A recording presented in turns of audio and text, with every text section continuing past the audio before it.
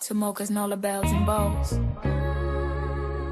where the love runs deep, the fam stays strong, and the bells, they always ring for us. We the bells and we hold it down, yeah. Real ones only, we don't mess around. All love, no cap, no cloud to chase, just truth in the chat and respecting the space. It's family, MOCA got that heart of gold. From the south to the stream, we brave and bold. You ain't gotta pick sides or play a role, just show a real and you already home.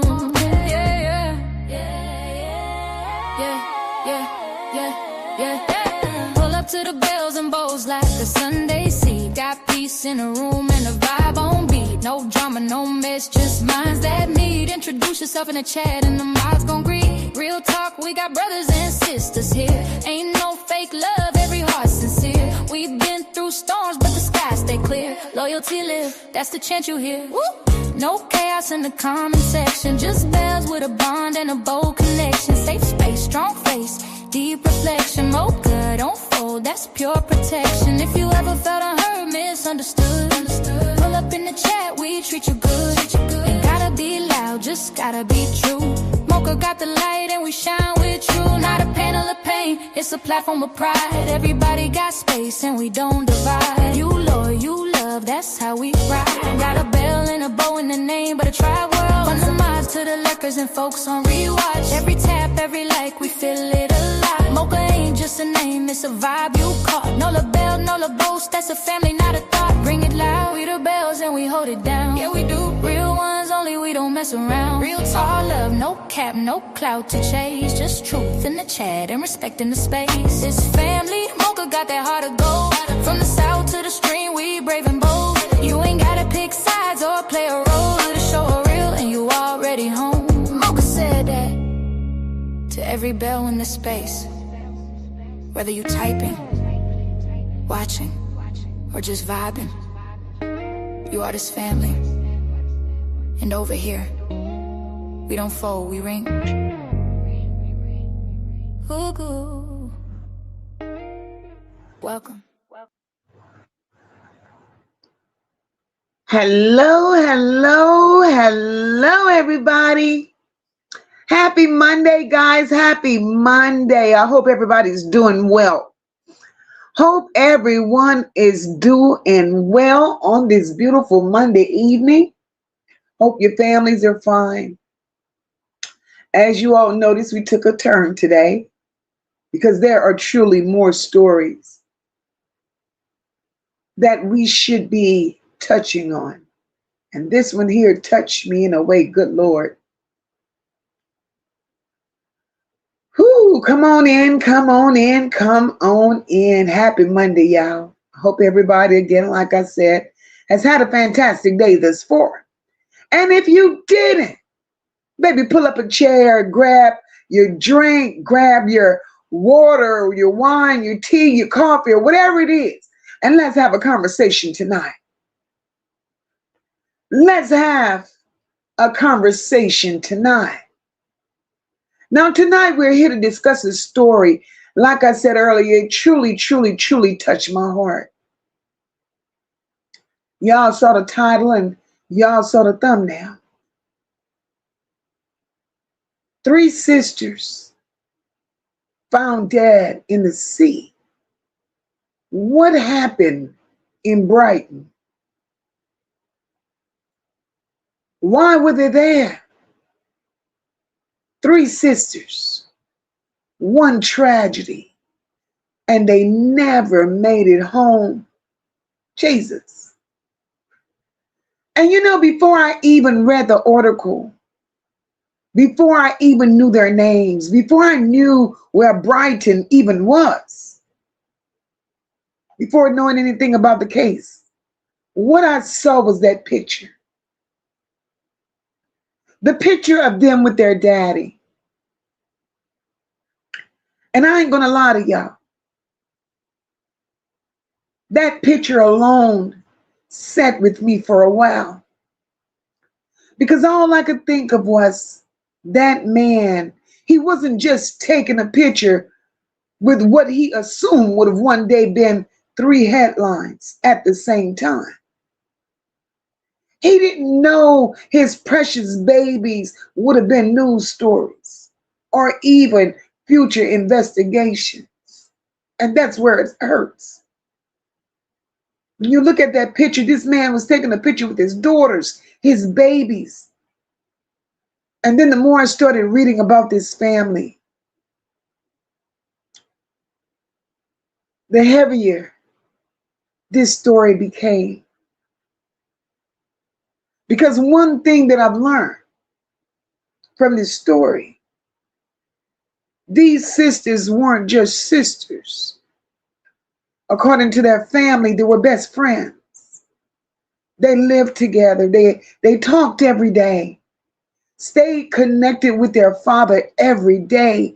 And after losing their mother years ago, they had each other to lean on. And that's rare. They leaned on one another, y'all. And now here we are, trying to understand how three sisters ended up in the same water on the same morning, leaving behind so many questions. So tonight, this is one of these stories that I don't want to rush.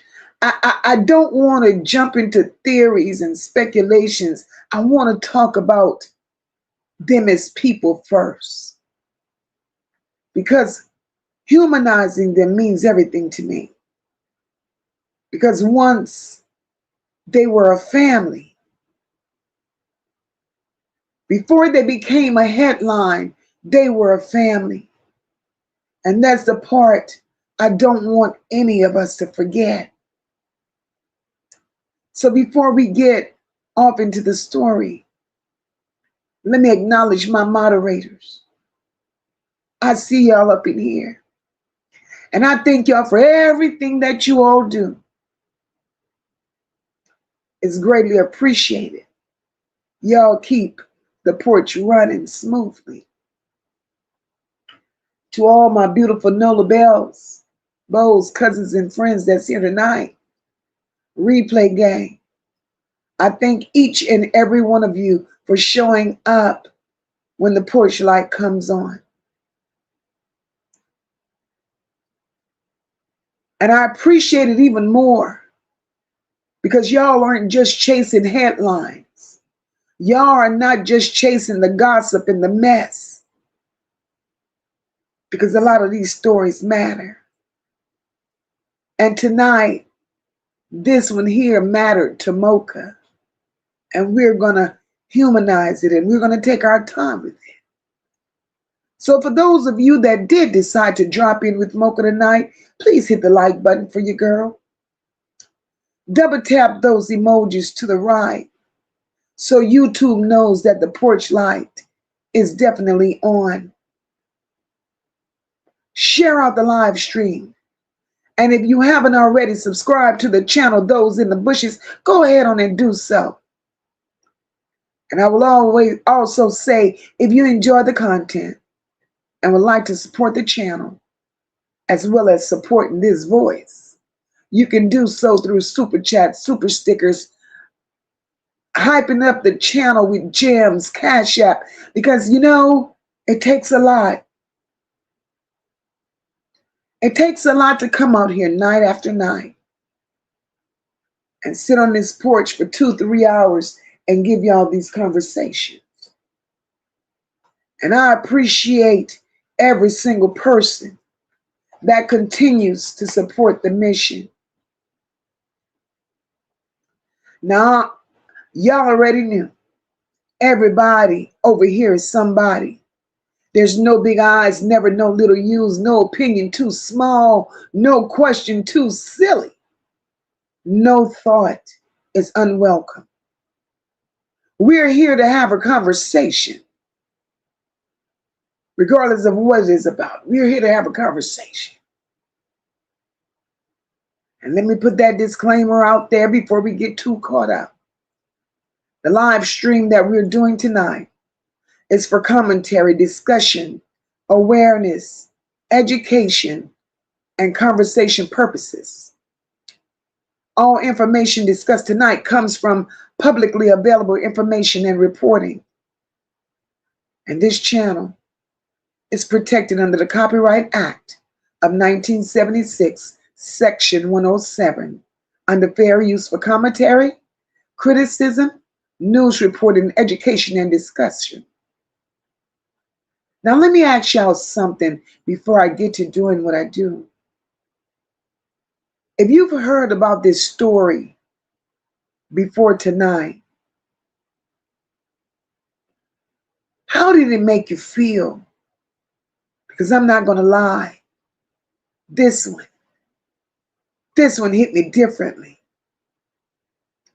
So tonight, before we get into anything, I'm asking that we remember these three beautiful, beautiful young women that's gone too soon,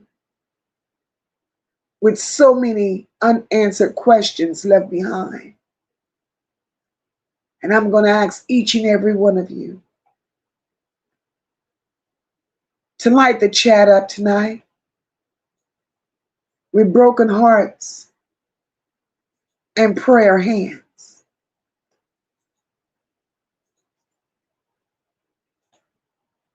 Beautiful young ladies, left so many unanswered questions. So many. So before I get into the story, I better do what I do, which is speak to all of my people up in here.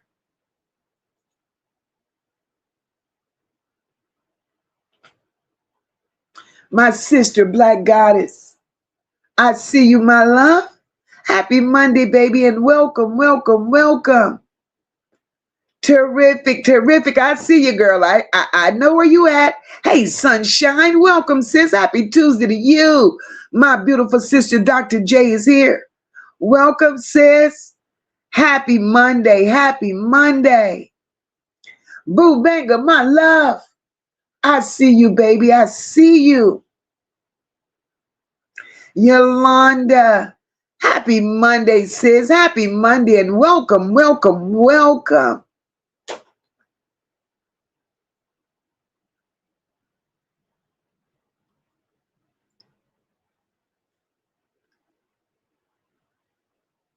Oof. Pamela White, welcome to the chat, baby. And happy Monday to you, my love. It's good seeing you. Hey, Vicky, welcome, baby. Happy Monday, happy Monday. Dr. J, girl in the sea. Hey, my beautiful Sherelle, welcome, love. Happy Monday to you, baby. 504, I see you, baby. Happy Monday, my love.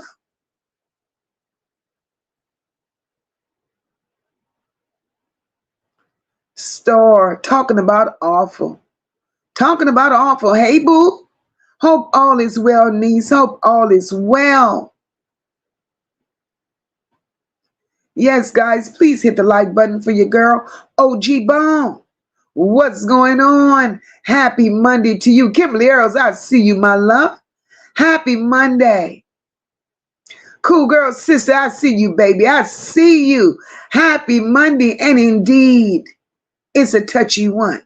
Carla Henry, happy Monday, baby.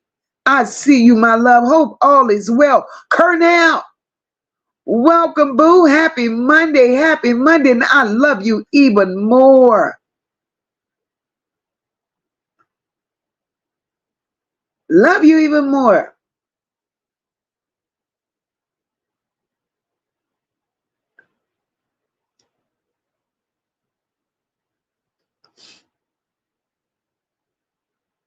You know, I had someone leave me a message in my in a replay the other day. Natasha, happy Monday, boo.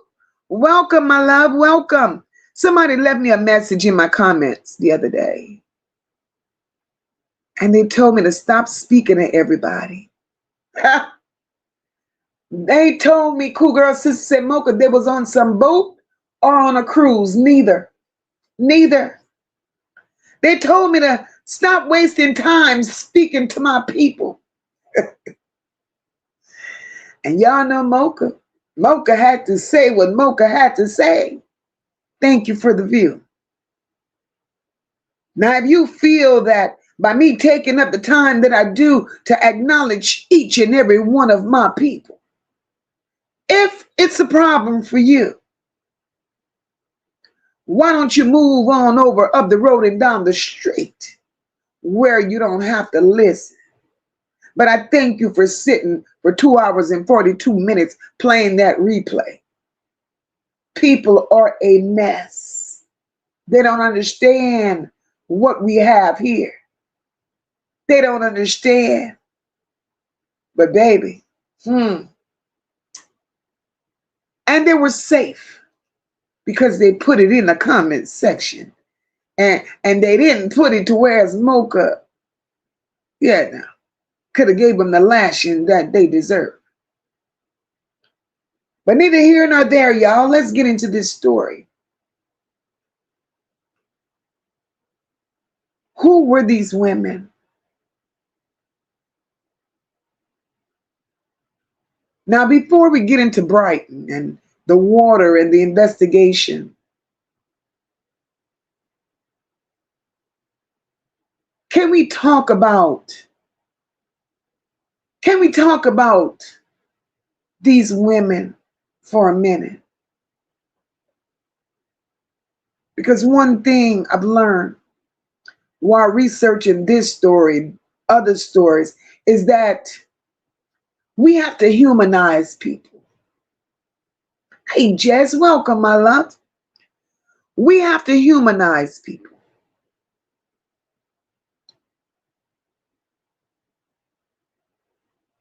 This story, I've learned that these weren't just three sisters. Their family described them as best friends. Not sisters that occasionally talked or sisters that occasionally saw each other like only on holidays. No, they were best friends. These were the kind of sisters that lived together, did everything together, stayed connected no matter what, and they leaned on one another for everything. And the more I learned that, the more this story started feeling different to me. Just thank you so much, my love, for supporting the channel with the gift. Because you know, guys, when we hear stories like this, our minds automatically go to what happened.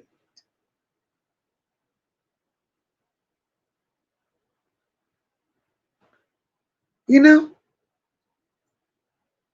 And that's part of human nature. We don't want to know the backstory. All we want to know in that instant is what happened. But maybe it's just me. I don't know. I wanted to know who they were first. Three sisters. I wanted to know who was Jane. I wanted to know who was Christina. I wanted to know who was Becky. What were they like when nobody else was around? I wanted to know what made them laugh. I wanted to know which one kept the peace, which one was the life of the party, and who checked on the daddy every day. I want to know those things because every family got one. And that's where I find myself tonight. Patrice, welcome, my love. I don't want to start with the mystery of it all. I want to start with the people.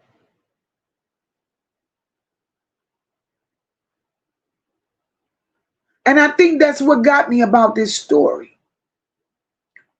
The family dynamics.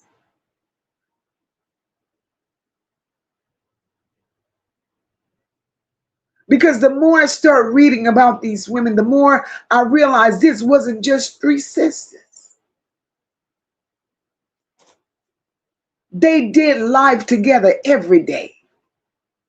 Their aunt said they talked to their daddy all the time. Now, maybe it's just me, but I love hearing stuff like that.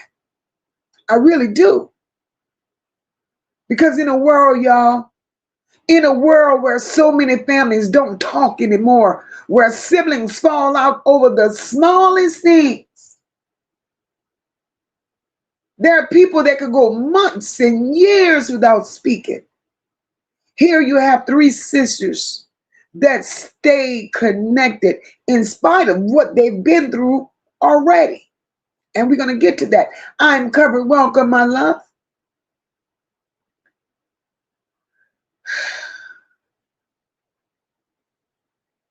The fact that these sisters, even in their good grown ages, enjoyed being around one another, realizing that they were all they had, that said something. It really does. It said a lot to me. Because one thing, as a Black community, we know that family relationships ain't always easy. Hey, Diva Silky, welcome, my love. Happy Monday.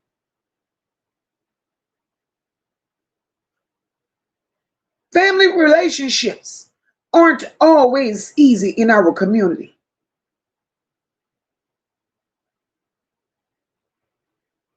And I know some of us in here got family. And we know that to be true.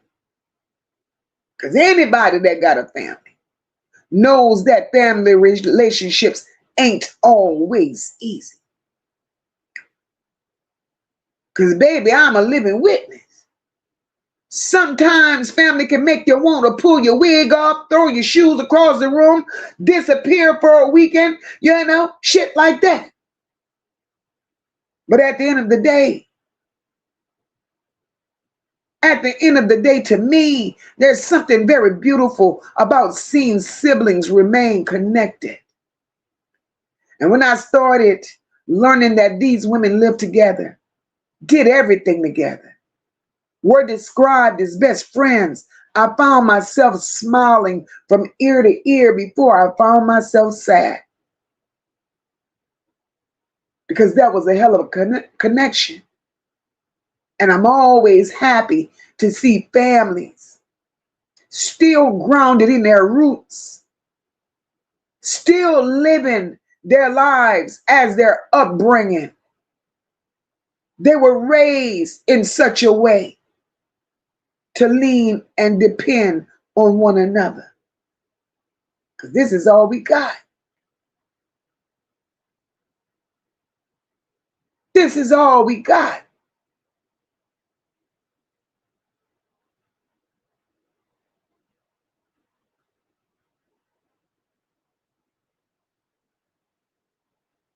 Because, baby, that's a blessing. It really is. To have people in your life that genuinely love you. People that know your flaws, your attitude, your bad habits, know your business, and still choose to rock with you anyway. You better know that that's a blessing. And I think sometimes we take that for granted. We really do. Because none of us knows what tomorrow's going to bring. None of us knows what next week is going to bring, and none of us knows what the next year will bring. And stories like this, y'all, stories like this truly have a way of reminding us to love on our people while we still can.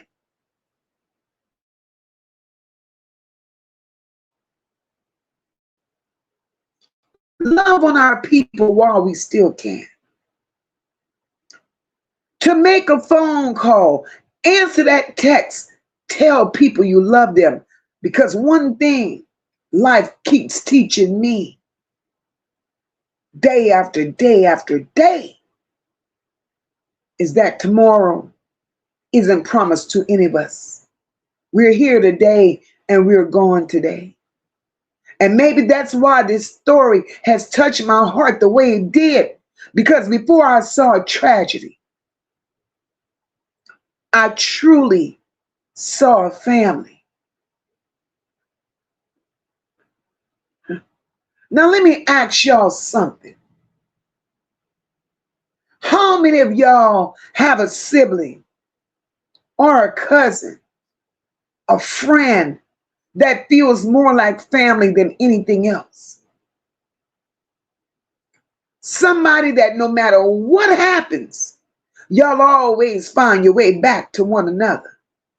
Somebody that knows everything about you and still loves you anyway. The good, the bad, the right, or the wrong.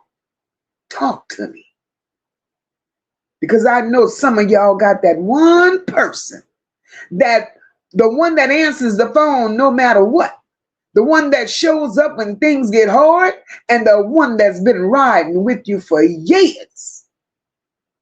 I got those kind of people in my corner. I got those kind of people in my corner. During the good, during the bad, during the right and the wrong. No judgment zone, baby. Because we've all fallen short. Hey, Rhapsody, welcome, my love. Dr. J said, I got him. Absolutely, Dr. J. Me too, sis. Me too. Absolutely, y'all. We are truly family over here. Yes, we are. 504 says, Mocha, I love it over here because you be spitting facts. Mom, glad I found this family. We're so happy to have you here. You better believe it, girl. Bubanga says, couldn't have been family. Not a Nola Bell, because the fuck. I look forward to you speaking and welcoming us all, making us all feel seen and heard. I thank you for reading our names. My name. I appreciate you, Mocha. Hey, we're family over here. Carla Henry said 2 weeks after the girls' bodies were discovered, they found a deceased man where they were at. This story is a mess. We were still praying for you, sis. I'm covered. We are still praying for you, girl. Carla Henry, they were still in their clothes. Absolutely, Cornell. Cornell says hard trying to find supportive families in the Black community. Well, it's not hard. Truly, it's not hard. It's not hard. If you walk in the path of the way you were raised, you understand me? And those values and morals were instilled in you, that we take care of one another, we look out for one another, baby, you will never lose sight of that. You could have the drunk uncle, the tricking cousin, the streetwalker cousin. You could have one on the corner out there shooting dice, trying to sell rugs. You could have misfits. But at the end of the day, if you were raised right, morals, values, blah, blah, blah, yada, yada, yada, we don't turn our back on ours. You understand me? You know your Bible. They didn't start off as righteous people.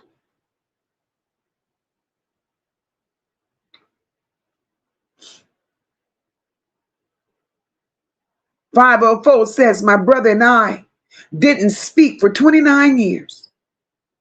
My 11-year-old wanted to know her uncle. She brought us back together. I regret it daily." Look at God. Look at God. And you know, 504, it's nothing to be ashamed of, right? We have all been there, where we had a sibling that we didn't see eye to eye with. that we bumped heads with. And some of us, 504, if you like me, baby, I'll hold a grudge till Jesus come home. You ain't gonna play in my face and expect me to forget you done me dirty. I will hold that grudge until Jesus come home.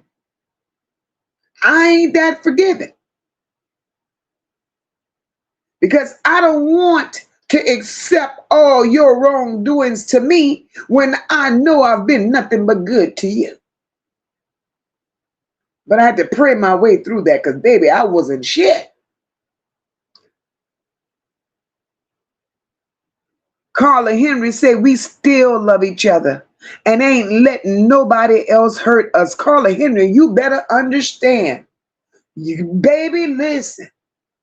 We done built this little community right here. We all we got. And we don't want to see another, listen, ain't nothing else coming back up in here causing chaos and confusion.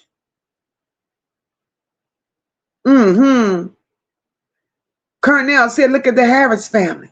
Complete dysfunction. Cornell, there's no name for that, baby. And it's sad because the very same compassion that I have for these sisters that we're discussing tonight, you all know that's the very compassion we started out with Naziah. The family turned it sour. Angel Face, welcome, my love. Trina, I see you, baby. Welcome, baby.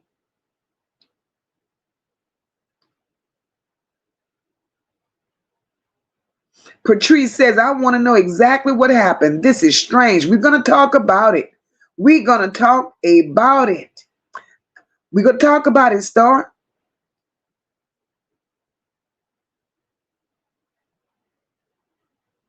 I am covered, said Mocha, everyone don't have their privilege to do it.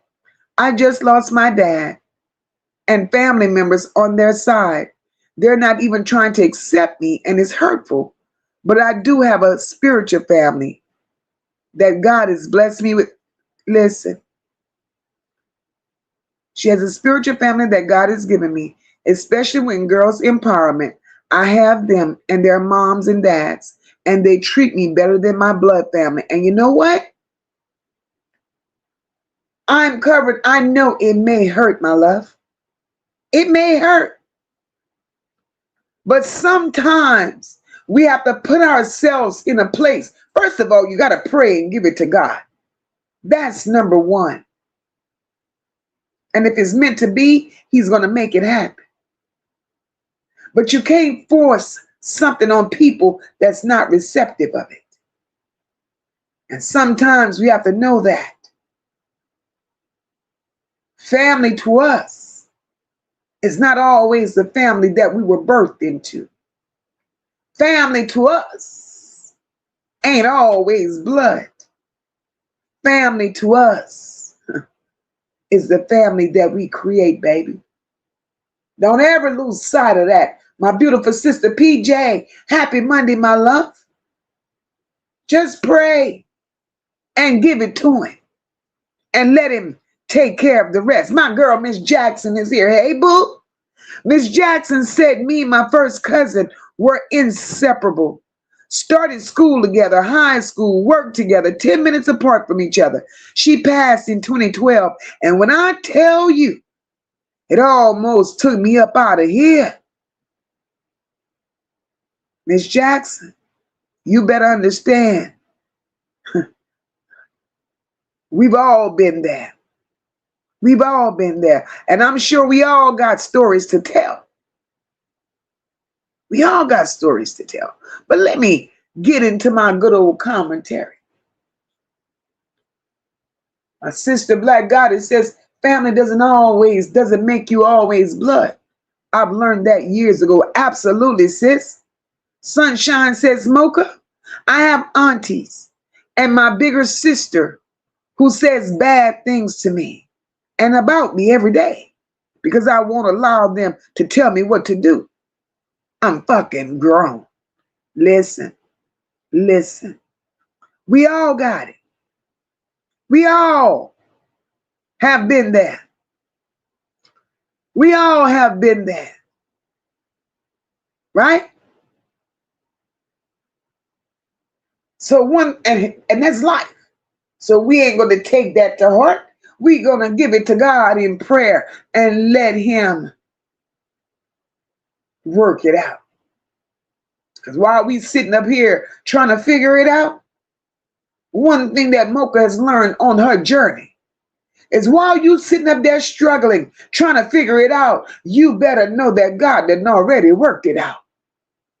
So leave it at his feet.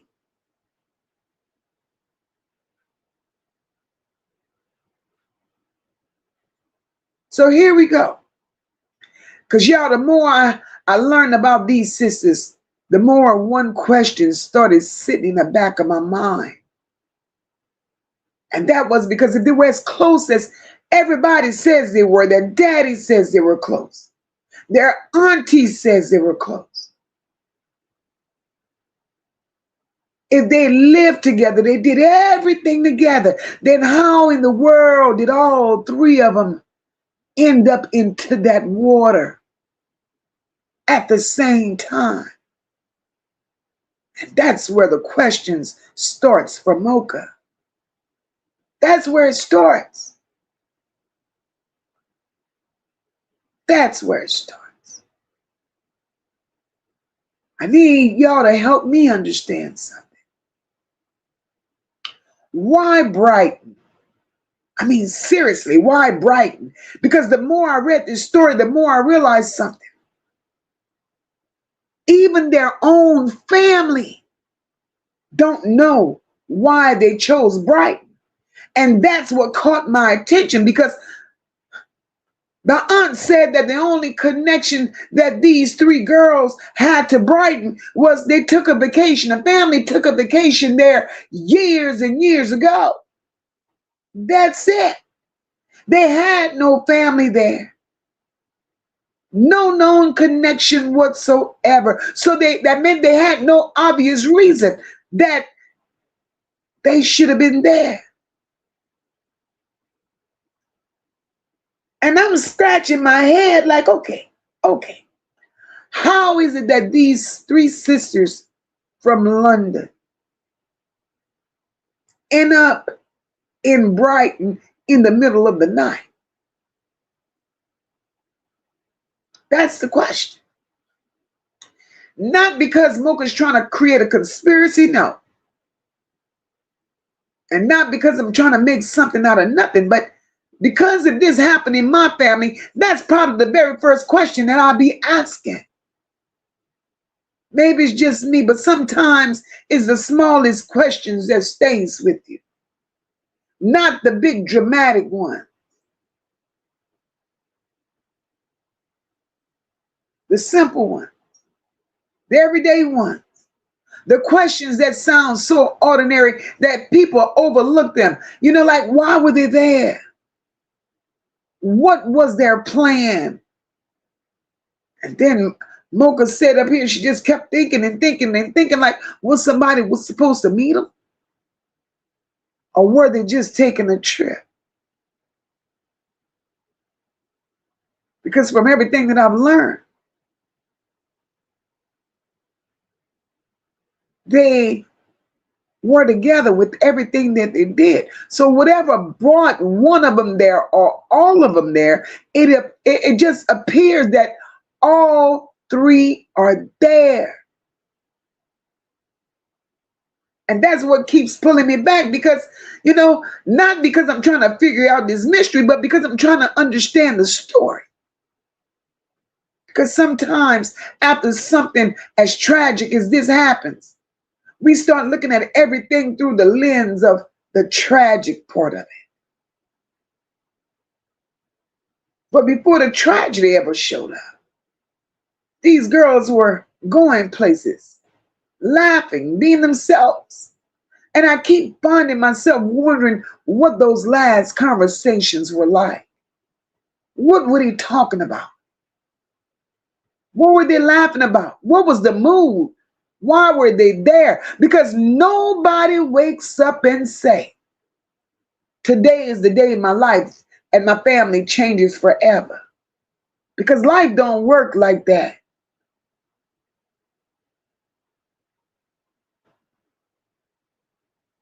Most of the time, life changes while we're busy making plans for tomorrow. And we all could be a witness to that. Dayona, happy Monday, my love. And that's why stories like this humble me. I don't mind being humbled. Hey, Pie, welcome, sis. Happy Monday, baby.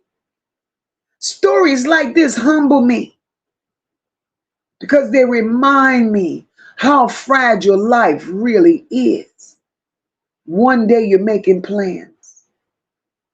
The next day, people are making funeral arrangements, trying to make sense of what's really happening.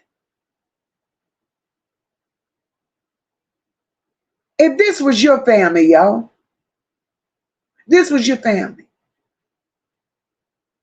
what would be one of the very first questions you would want answered? Not the second question, not the third question, but the first. What would be the first question that you would want answered? If investigators called you tonight and said, you can ask us just one question, what would it be? What would it be? I want to know. And once we get that out the way, we go talk about what happened that night. Dayona said, how? Patrice said, what happened? Dayona said, well, what happened? Absolutely. That's what I would be wanting to know. How did it happen? Pie said, who did it, damn it? See, that's the human nature in us. We want to know. Angel says, who found him?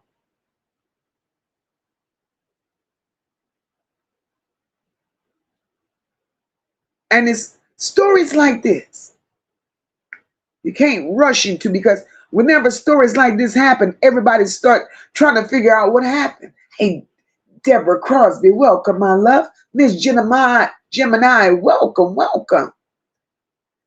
Like God, it says, were there any witnesses? Trina says, what happened? And sometimes the best place to start is with what we actually know. Now, according to the investigators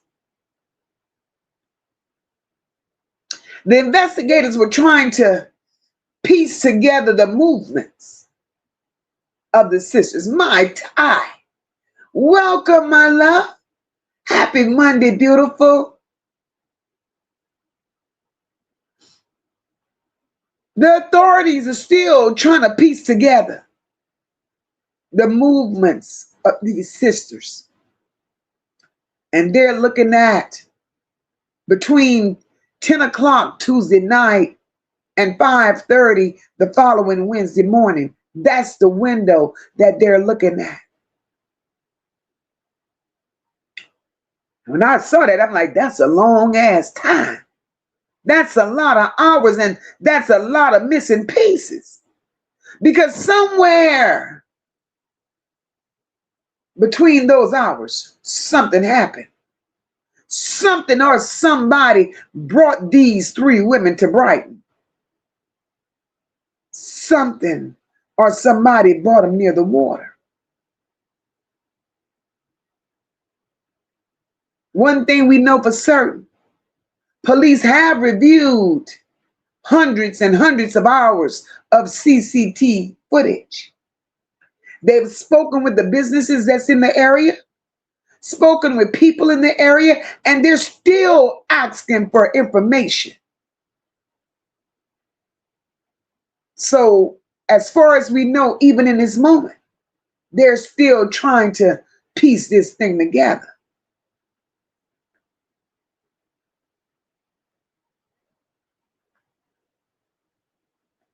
Now, maybe it's just me, but think about it. 10 o'clock at night. Most people are winding down. And they weren't even from there.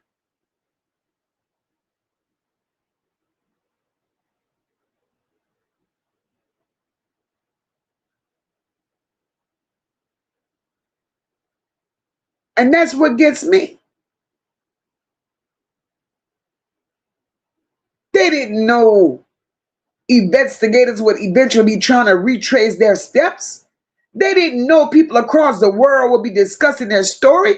These girls were simply living their lives from what I know. And sometimes I think we forget that. We look at what they tell us.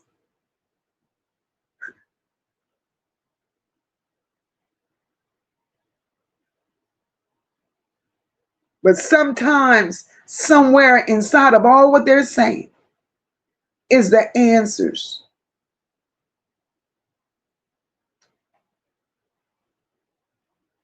Now, I don't know about y'all, but if there's one thing I've learned in life, is that every story has a missing chapter, every single one. Sometimes we find it, sometimes we don't. But right now, it feels like investigators are still searching for that missing chapter. And until they find it, there will continue to be questions. Not accusations, because we can't make accusations. But what we can do is continue asking questions.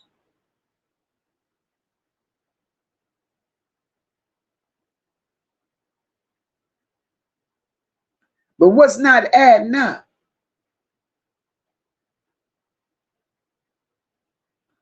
What's not adding up? And I mean this respectfully. Not one, not two, three. Three sisters from the same family on the same morning in the same location. And that's the part that stops me every time. Because if this story was about one sister, it would still be heartbreaking. If it was about two sisters, it would still be heartbreaking. But three? Jesus Christ, that's a lot for your mind to process. And maybe that's why this story has gotten so much attention, because people are naturally trying to understand how something like this can happen to three sisters at the same time.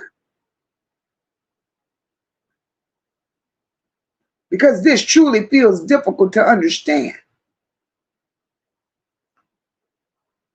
And I ain't even gonna lie to y'all. This is the part where I had to stop reading and just sit there for a minute, because I started putting myself in that family's shoes. Can you imagine getting that phone call, hearing the news, trying to process something like that? Because baby, I can't. I swear to God, I can't. And the more I thought about it, the more I realized sometimes life hits so hard that there are just no words. There are just questions. And I think that's where this family is right now. They have questions. Not because they don't love each other, not because they don't have the support, but because that grief has a way of making your mind search for understanding. Yes, Lord, it does. I'm a living witness. You replay last conversations. You start replaying memories, last phone calls, text messages. You start replaying everything. And if we're being honest, most of us will probably do the exact same thing. Because when something hurts, our mind naturally go looking for answers. And that's why I just keep coming back to the fact that the investigators are still working. And that family is in a place of still waiting. These three young ladies, their cause of death has not yet been determined. And there are still pieces of this story that haven't fully been explained.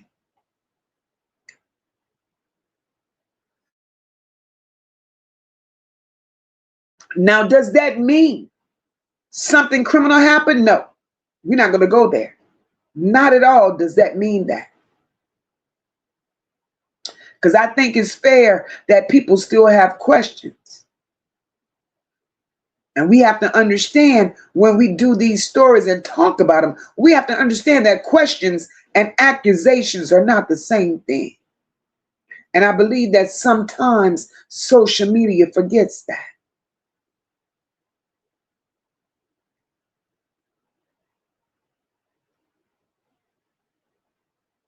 It's okay to wonder. It's okay to want answers, especially when you're talking about something this heartbreaking. I think that's where we are tonight. We ain't looking for drama. We're looking for an understanding.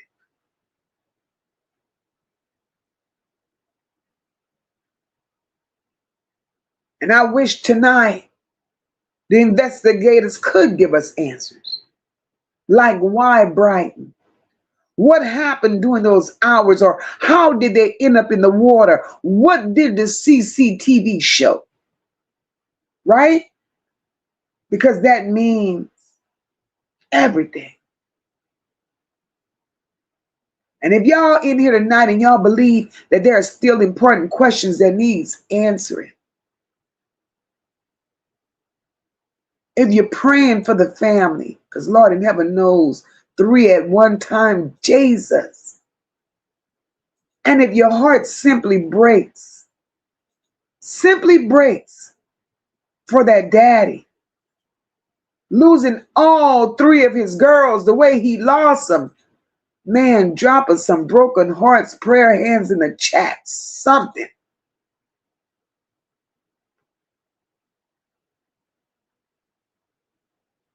And while we're speaking of these young ladies, we haven't really talked about the daddy. When I started reading what he had to say about his daughters, that's when that story really hit home for me. Really hit home for me.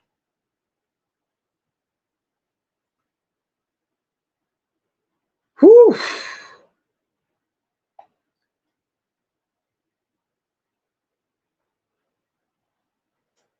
I had to put down my phone.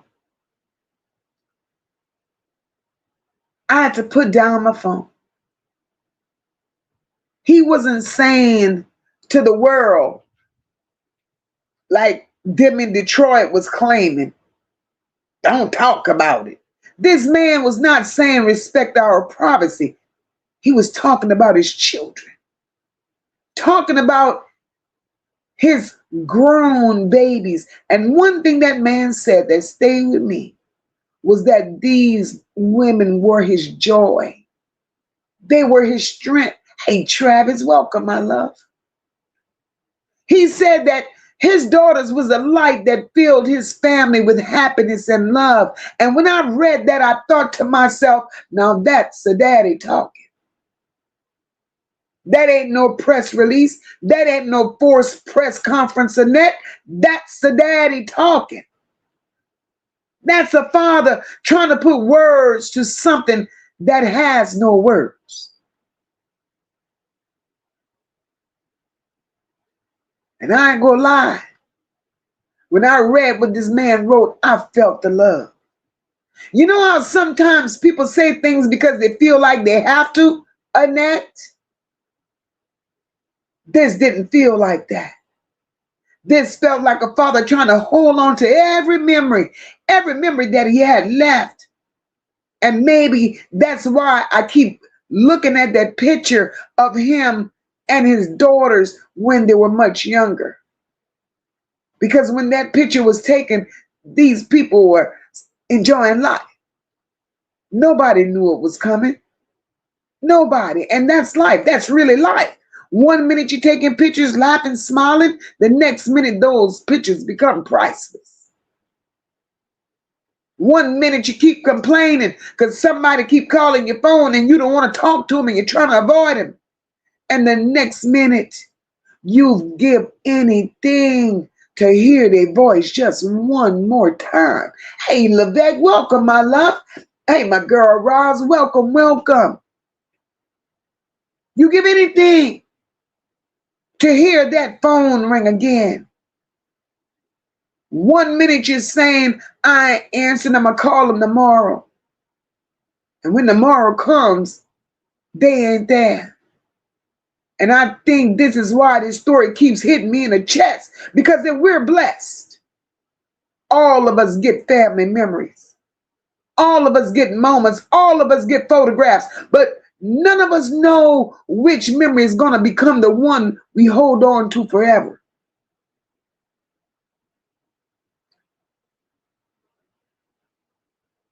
We don't know.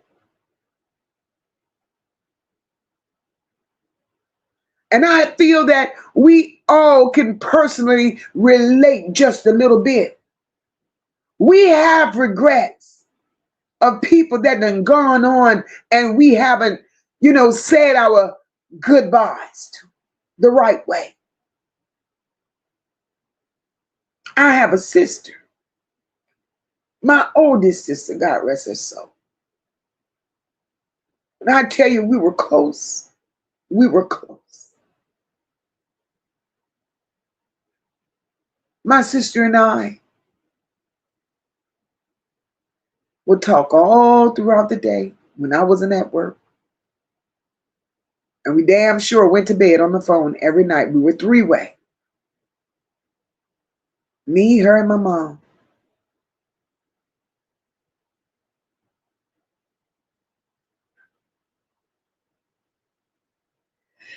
I knew not to call our house before a certain time in the morning because I was not getting an answer. And she made sure of that.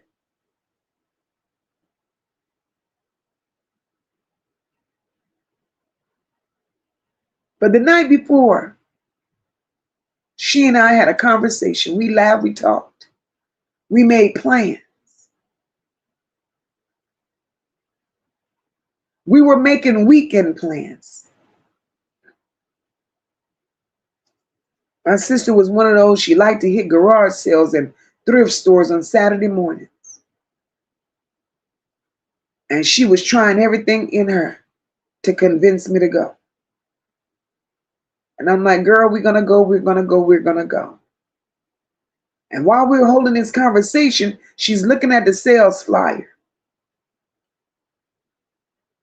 And she's telling me, on your way back from work, I need you to, if you don't mind, can you stop at the store? That was our conversation that night. So I told her, I said, I'm going to call you in the morning just to confirm. We laughed that night because she used to love coming here stealing my plants. We laughed at so much that night. The very items that she needed me to get to the store, get from the store. 2 years later, that item is still in the store. I didn't get a chance to pick up what my sister needed. Because while I'm at work,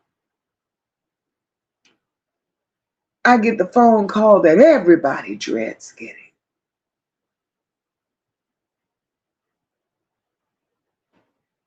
She was unresponsive. So we can't take nothing for granted. We have to make every moment a memory. Look at every day as if it's your last day. Because we none know what tomorrow brings. And that's why when I read where this father described each of his daughters individually, baby, that did something to me. Because even in his grief, he didn't look at them as three victims. He was talking about Jane, his daughter, Christina and Becky. 3 different women, 3 different personalities, 3 different lives. And that's when I realized this family isn't grieving a story. They're grieving people. People that they love and knew and expected to talk to and see again. And I don't know about y'all, but things like that should humble you real quick, because life has a way of reminding us that the people we love are the real treasures. You understand me? The people that we love are the real treasures, not money that so many people get lost in, not houses and cars that people get so wrapped up and tied up in, because you're going to leave this earth and all of that will still be here.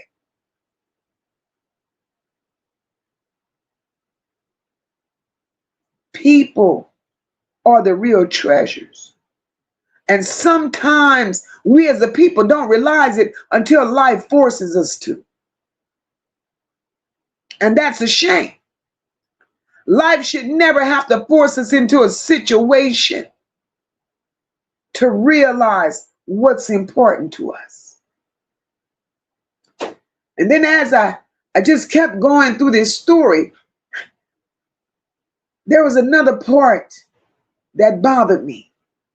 I wasn't expecting it. Lord knows I wasn't, because while I was researching these systems, I also learned that years before this, they lost their mother. And when I read that, I just sat there numb, because sometimes I understand life could be so unfair. It really can. Whew, child. Their aunt said that the mother passed away in 2010. One thing that aunt said is that these girls never truly fully recovered from it. Her exact words were they never recovered. And when she said that, that stuck with me. I don't know why, but it stuck with me, because it has to be a terrible feeling, a hurting feeling. 3 babies, all they lost their mother, and they realized that they were all they had. Now, mind you, when the mother passed away, when they lost their mother, these 3 girls were living with their mother. Not mother and father. They were living with their mother.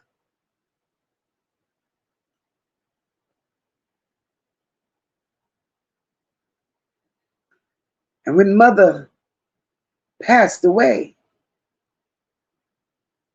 these 3 beautiful girls had to move back in with their father and the stepmother. They made life there until just a couple of years ago, when they decided they wanted to get out and live on their own. And when they decided to get out and live on their own, they moved out, but they moved together.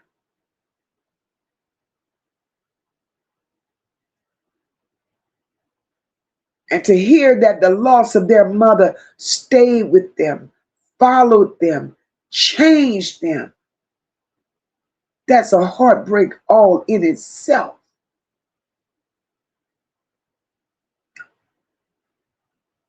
And that's a part of being human. Have y'all ever lost somebody and life just wasn't the same afterwards? Because I could truly say I did. Not because you want to stop living, not because you stop moving forward, but because a piece of you left with them. That's what I thought about when I read what the auntie said about them and how they never fully recovered. Because grief is funny like that. Some people honestly believe that grief has an expiration date.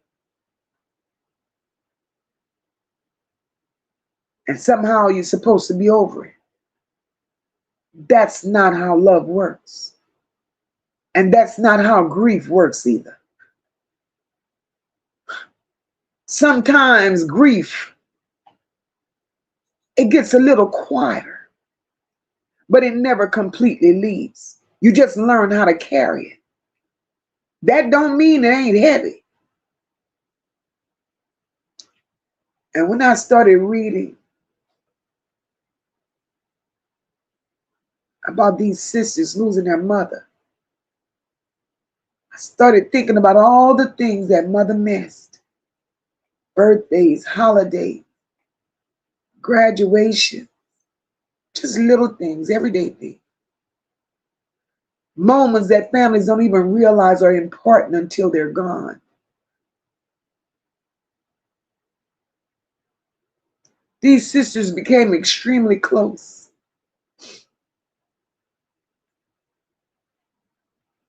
After they lost their mother. And honestly, to me, that makes a lot of sense. Because when people go through pain together, they become each other's safe space. They become each other's comfort. And to me, it also becomes a reminder that you're not alone. We ain't alone. And maybe that's one of the reasons this story has touched so many people, because beneath all the headlines, the gossip, the rumor mills, all the questions, there's a family that's been carrying heartbreak for a very long time. And I'm sitting in a space tonight where my heart hurts for them. It really, really does. Because losing one parent is hard enough.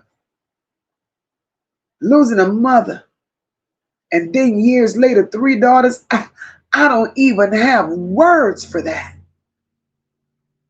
I don't have words for that. And it's still a mystery as to how these young ladies got in that water. You hear me? It's a mystery how they got in that water. When a story gets this emotional, we have to start separating facts from feelings. Because, baby, when you put them two things together, ooh, Lord, you got a mess. And I don't want us doing that tonight. I want to talk about what we know. We know these women were sisters. We know they were close. We know they lived together. We know they stayed in contact with their father. We know they were described as best friends. We know they were found near Black Rock in Brighton.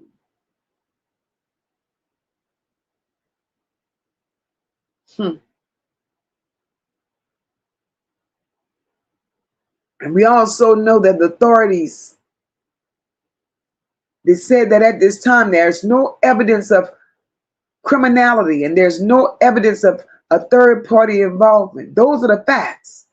That's what we know.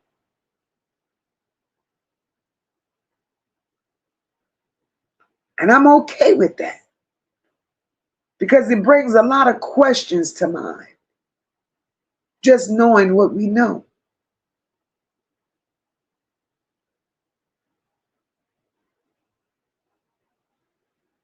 We still don't know why they were in Brighton. We don't know what brought them there. We don't know what their plans were. We don't know what happened between Tuesday night and Wednesday morning. We don't know. We don't even know how they entered the water, y'all. We don't know none of that. And the story is this one. We ain't adding shit and taking away nothing to make it seem like it's something that it ain't. Because this right here, that's a hard pill to swallow. A hard pill to swallow for anybody. 3 sisters, Jane 36, Christina 32, and Becky 31. They lived together in a home in Greenford, London. And we know that after their mother died, they lived with their father. And they just moved out of their father's home 2 years ago. We know that.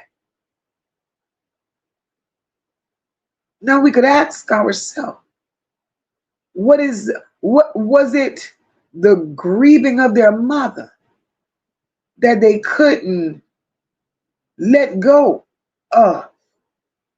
Because if we think about it, these 3 girls lost their lives the very same way their mother lost her life. Very same way.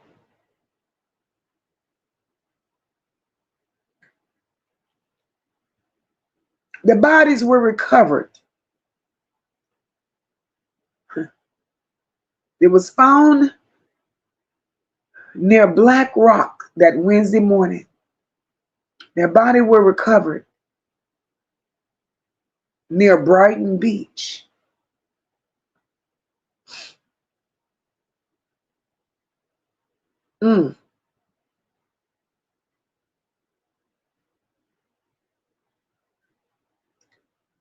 Jane, Christina, and Becky, all found in the water near the car park.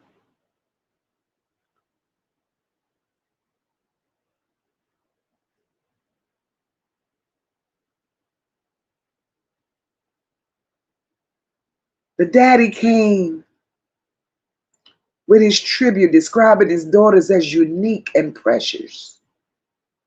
He said, "Today, with a heart full of sorrow and love, I pay tribute to my beautiful daughters, Jane, Christina, and Becky, whose lives ended so tragically far too soon." Continued to say, "No words can truly describe the pain of losing 3 daughters in the prime of their lives." He said, "Jane, Christina, and Becky were more than daughters to me.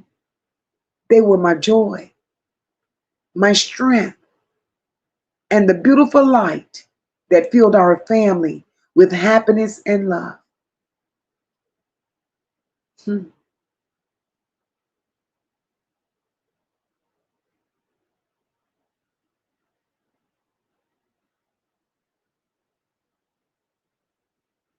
That's a lie.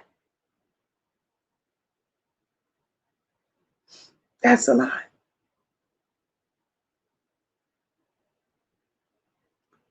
He went on to say, though, to his daughters, he said, "Though you are no longer here besides us, your spirit live on in our hearts every day.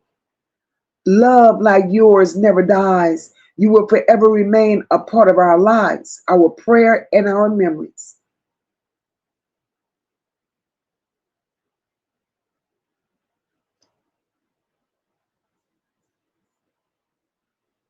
They had a hearing. That's what they call it there, in the death of those 3 sisters.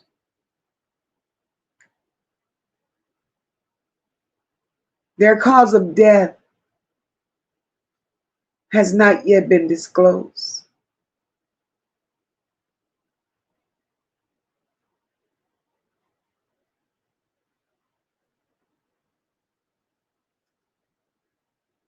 On May 29th, at the coroner's court, they had a coroner's court. The coroner, senior coroner, she shared her condolences with the father. And she went on to say, "It must be a difficult day for your family. The loss of your daughters in this tragic circumstances must be unbearable." She went on to say she hoped the details that she would provide would be enough to stop social media speculation around the death of these young girls. Hey, Chucky, welcome, my love.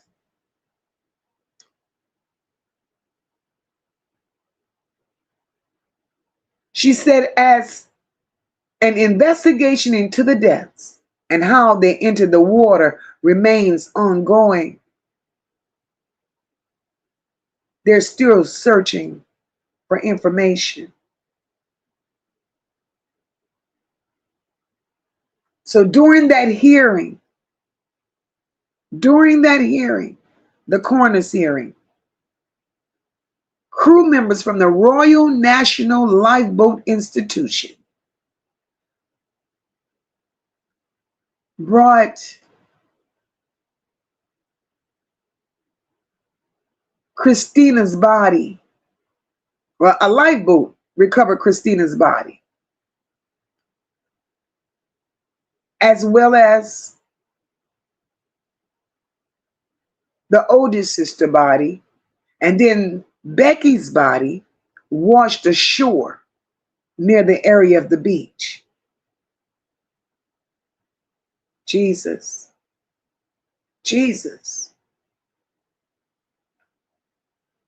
Whew.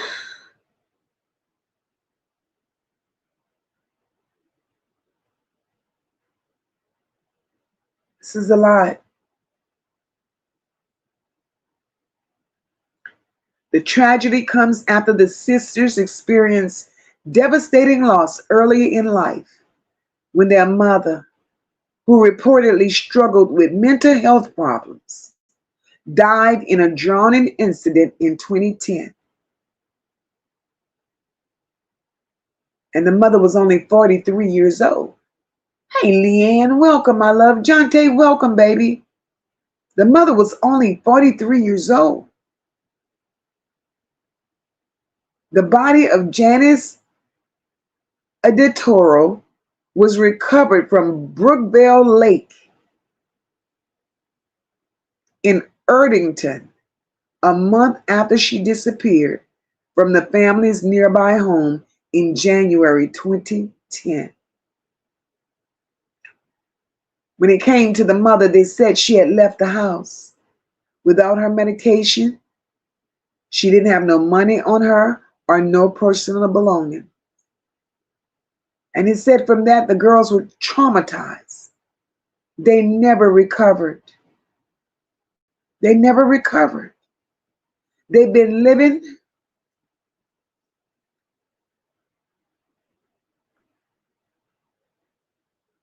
in the Midlands, they say, with their mom, but then moved in with their dad and stepmom afterwards. They picked up the pieces, but they never healed. And the only thing that family members are saying is they do not know whether their mother's death is connected to this tragic incident, nor why or how the sisters traveled to the South Coast. They said the family's only previous connection to Brighton was a holiday they took there years ago. And that's the question that I have.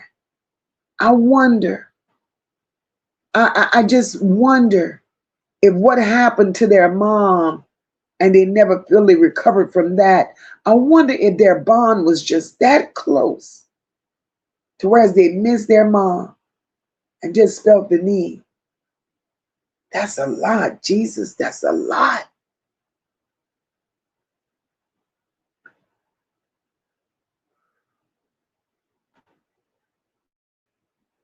But the aunt said that the girls were totally happy in the weeks and months before this happened. So all of this was unexpected.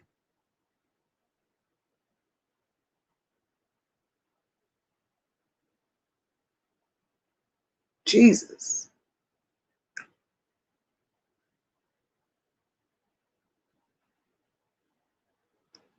Let me grab some of these comments because, baby, I'm way back here.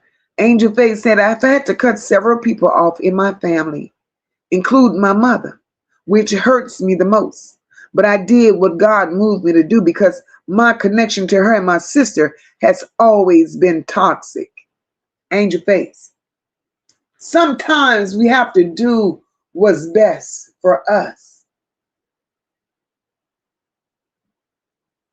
Good, bad, right, or wrong, everything ain't fixable. You know what I'm saying? We could pray on it. and let God do the rest. But one thing you know, once you pray on it and give it to God, he's going to put you in a place where he's going to keep you protected as well.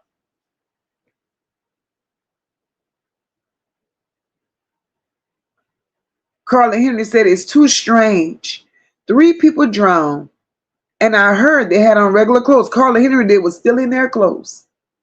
And that's the sad part. That, that's the part that leaves us with questions. Being that they were still in their clothes. You see, because I'm sitting up here with the vision like, what really happened? What really happened? Did they hold hands and walk into this water together? Did they hold hands? Did they make a pact? I'm not understanding this. And I guess I'm going to have to sit here and wait till the story or the findings come out. Because it's just mind-boggling that they lose their life. 15 years later, 16 years later, the same way their mother lost her, by water. That's strange. And not one sister, but all 3 sisters.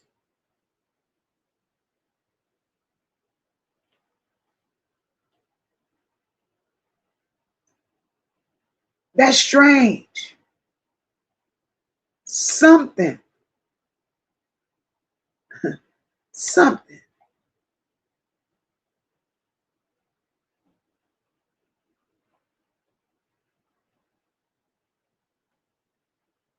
That daddy said Jane was strong and loving. Christina was kind-hearted. Becky was warm and joyful.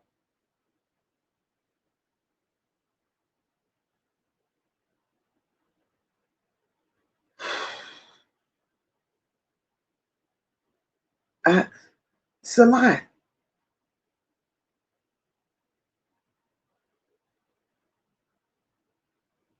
I get it that they were traumatized. Get that.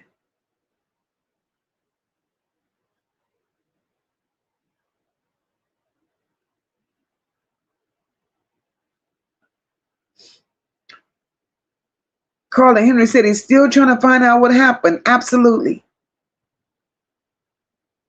Some of these stories that just leave you speechless. Like God says, they bullshit in London because they're good with investigations over there. Something ain't right, MOCA.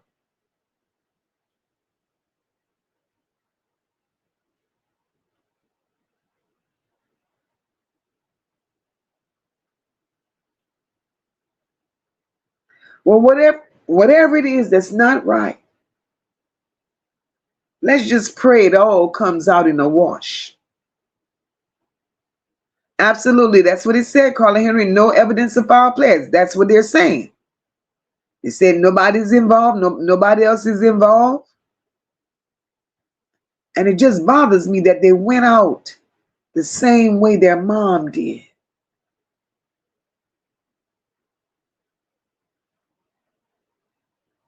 And I guess the part that touches me the most is not one of them, not 2 of them, but all 3 at the same time.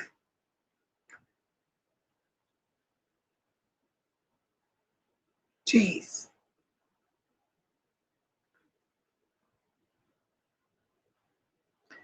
Carla Henry, you're right. Losing 3 loved ones at the same time. Carla Henry, I would have lost my mind. You hear me? Completely lost it.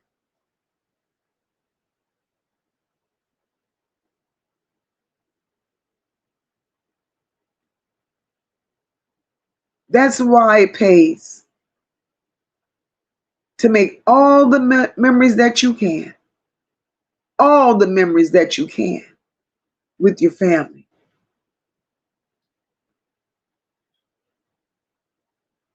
PJ said, so true, Mocha. I'll never forget that knock at my door. July 9th, 2024. The knock I never wanted to receive. My son, grandson, aged 33 years old. I'm still trying to get justice. PJ, Lord Jesus.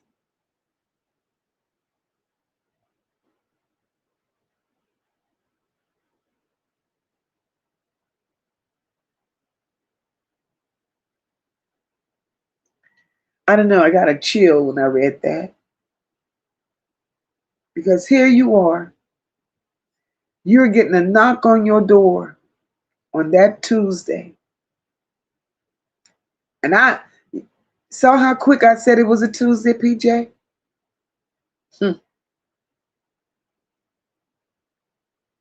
Because on the 6th of that very same year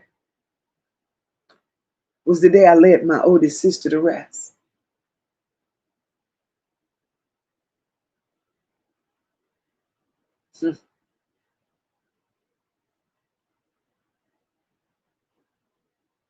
Those are feelings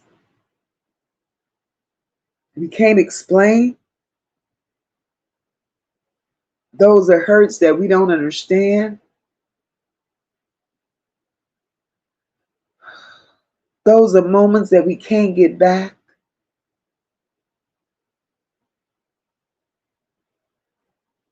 And it leaves us with the question, why?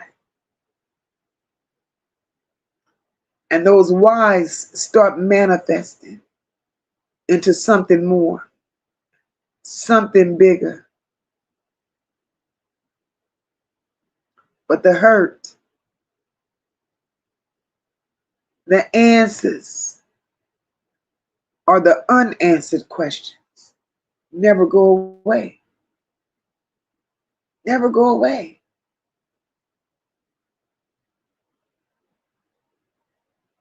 Rod said grief, it sometimes makes me super sad all of a sudden. It stops me in my tracks when I think I'm okay. Absolutely, Roz.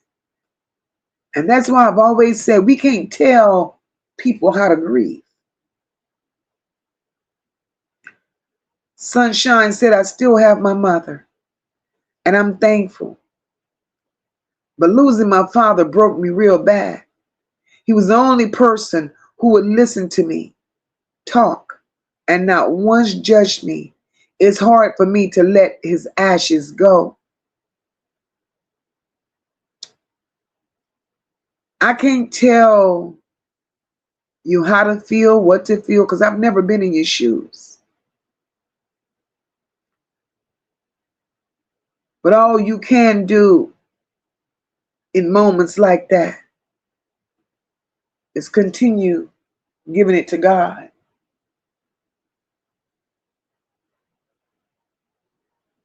See, because we all have a story to tell. We all could relate.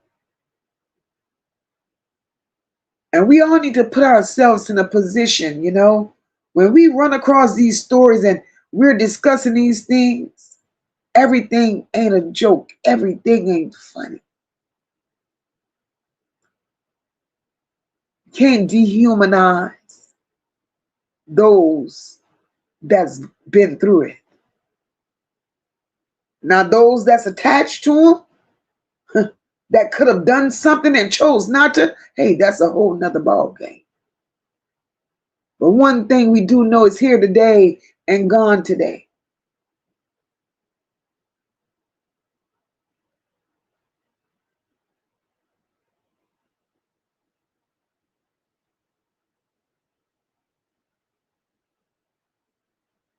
Treat every given moment. And that's how I live my life. Since losing my sister, I treat every moment like it's the last moment. Because we don't know what God has in store for us.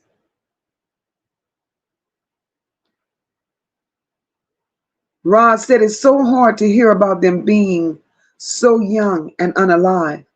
I always think about what the Bible says about 10 years. And you know, in the community, in our community, you hear that all the time. Death come in threes. But that's a hell of a three right there. I look at that three right there as a three the hard way. Three the hard way. Because nobody wakes up and say, we ain't coming back. This bothers me in the worst way, y'all. In the worst way. Because I understand the father feeling a certain way, the aunt feeling a certain way, you know, other relatives, if they exist, I'm sure they felt a certain way as well, right?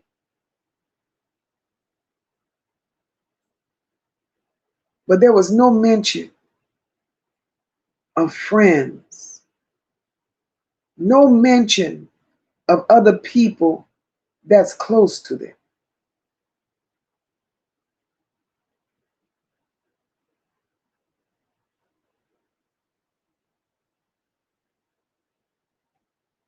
Huh. And I'm pretty sure they had to have had a friend. Rod said, it is strange. Sounds almost ritualistic, in my opinion. That's Roz, that's how I was thinking. That's what I thought, right? And there's nothing wrong with us, you know, having thoughts about it. Because the first thing I said when I started reading, because I had to read, stop, I'm like, did they come to this decision and this conclusion together? That there was nothing worth living for? Did they come to the conclusion that life wasn't fair without their mother? What was going wrong? Or what was it that they were battling? Could it have been that? Or could it be something more deeper, more darker that we none know about? We just never know. But we have to wait. We're going to have to wait to see what else they come up with. Cornell said, my mom is in hospice. And right now I'm enjoying every day I can with her. I've made peace with the situation. I trust in God. Cornell, let me first say this. You are an amazing son. Essie, welcome, my love. Cornell, let me first say this, baby. You are an amazing son, one that your mother should be forever grateful for, right? Because what you're doing, caring for your mom, the way that you are, and I see you mention it quite often, that's something you rarely ever can get a man to do. So for that alone, Cornell, I applaud you.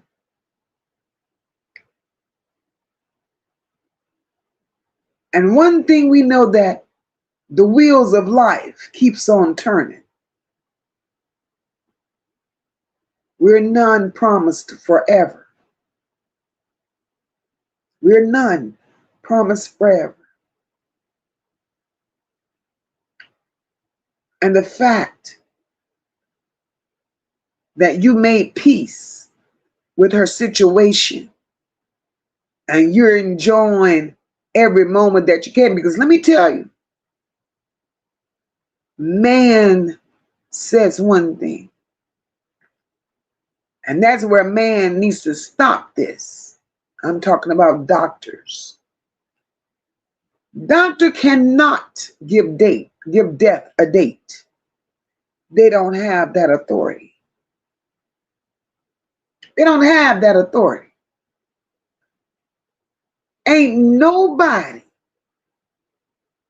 can determine, can calculate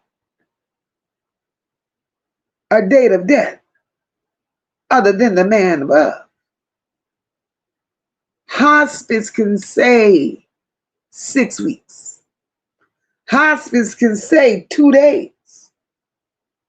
But when you give it to God, I want you to understand, God could have your mama sitting here singing hymns and praising his holy name for another 2, 3, 4, 5 years.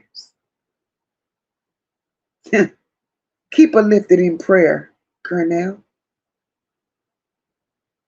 Keep her lifted. And let God be God. Let God do what he's supposed to do when it comes to your mama.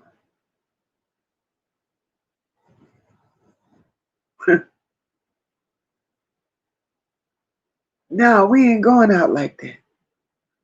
And that's been our problem for too long. We let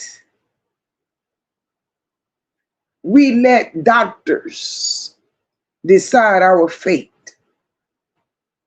They say, tell black folks 6 months we start selling shit, giving away shit, and then giving up on life.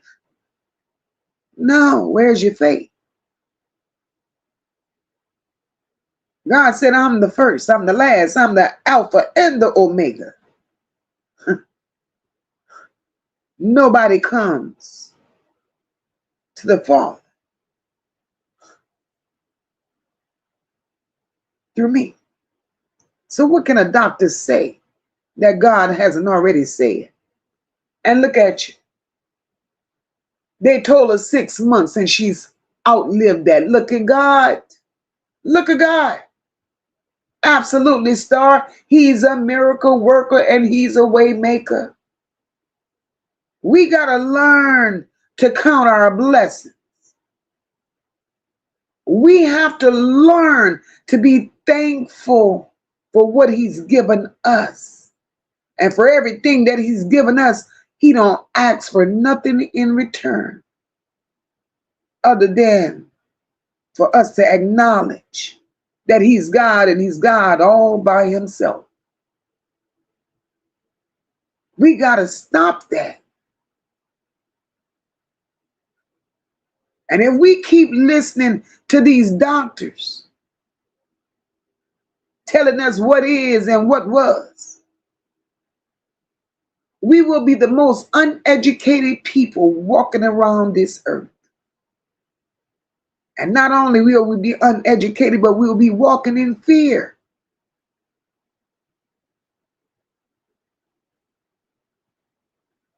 Because if I see, we all got testimonies. Because if I had to let the doctor have his way with my people,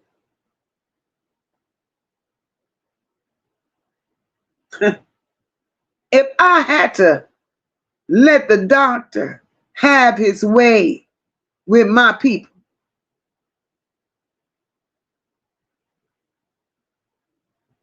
I would have been planning funerals a long time ago. No, we're not doing that. We're not doing that. And I encourage everybody to put God first. Let him have his way. He ain't gonna put you through it if he ain't gonna, he ain't gonna bring you to it if he's not gonna bring you through it.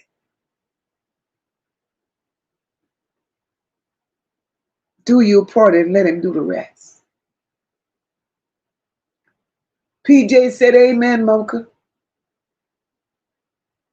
We have to always remember, by God's stripes, we are healed. Trust him. Absolutely.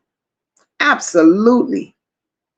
My girl, Black Goddess says, I don't know who they believe in.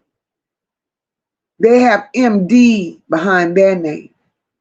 We over here believe in God. Absolutely, sis. Absolutely. They better tell somebody. They better tell somebody exactly who he is. They don't understand that he's truly a way maker. Hey, Alex.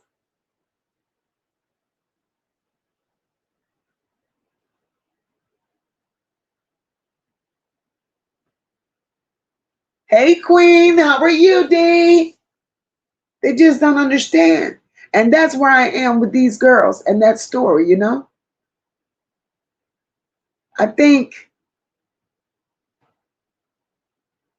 the part of the story that touched me the most, you know, it's not the investigation, the timeline, the unanswered question, it's the family. Because when I sat down and really thought about everything that we done talked about thus far, right? I realized one thing.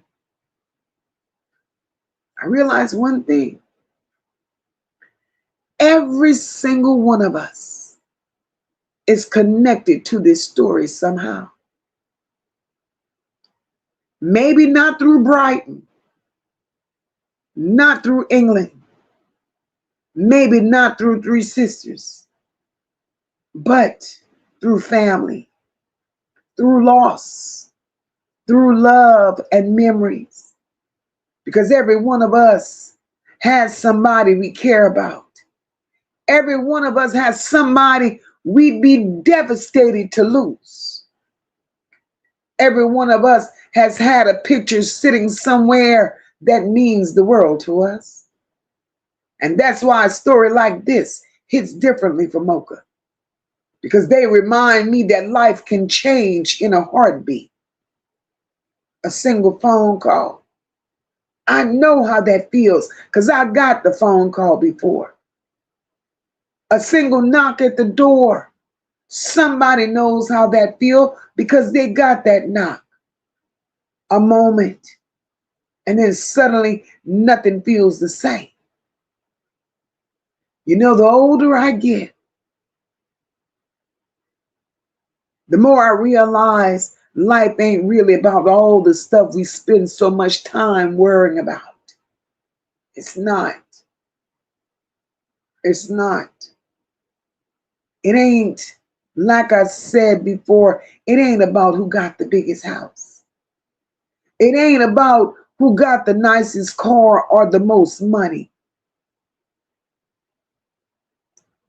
Because believe it or not, in the world that we live in with the economy the way that it is, and them pink people running the world,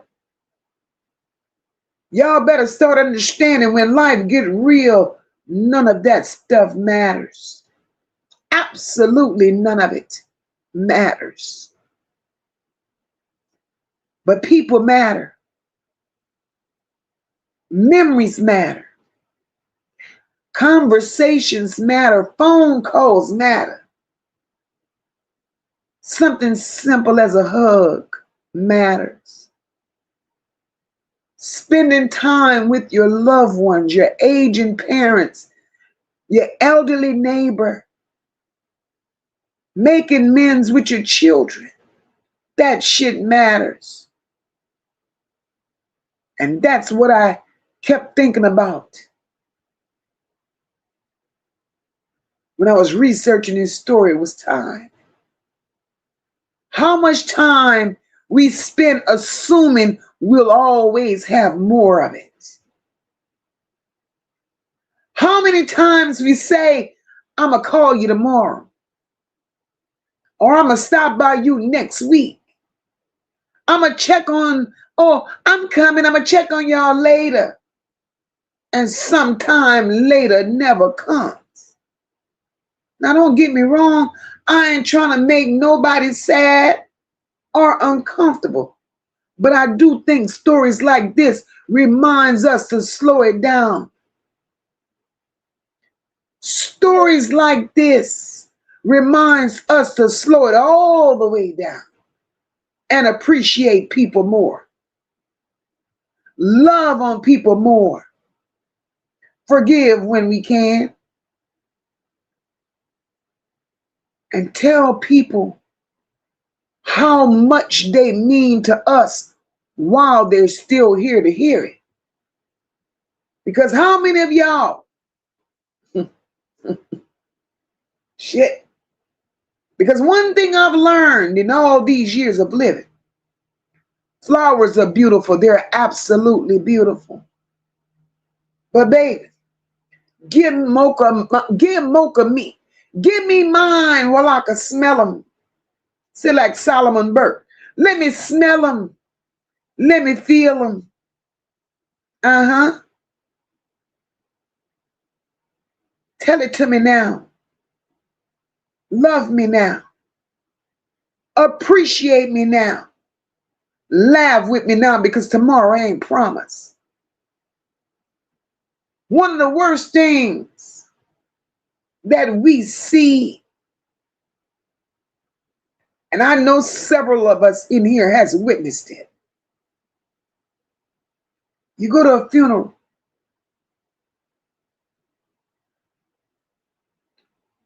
You got people at a funeral trying to rip the dead and the deceased out of the coffin, knowing damn well they didn't have that type of relationship with them. Make it make sense. I know it hurts, but when you done your part, when you done loved, when you done cared, when you done had conversations and you done shared I love yous, and God knows you done all that you could do, and there was no more because you didn't have it left in you. When God knows you done it all, you have no reason to perform. You have no reason to clown. You have no reason to carry on. Because as you sitting there, knowing that that day and that time would eventually come, all you should be doing is basking in your glory and letting God tell you, servant, well done. Because God knows. God knows. God knows.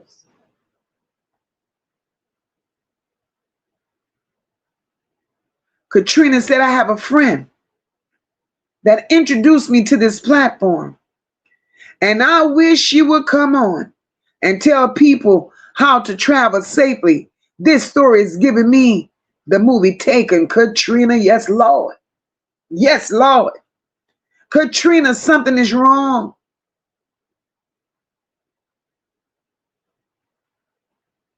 Katrina, if you could get ahead, and if she could share something.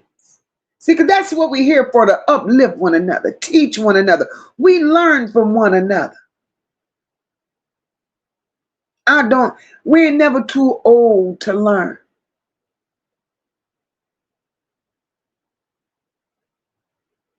If I could help somebody along the way, that's my motto.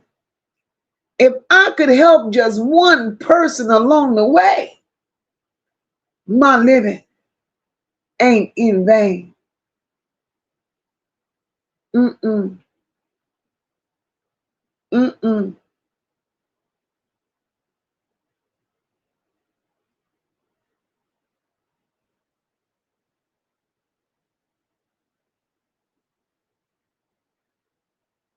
Can't take it with us. D says, I feel like the sisters did not have a relation. Oh, D, shut your mouth and keep talking, girl.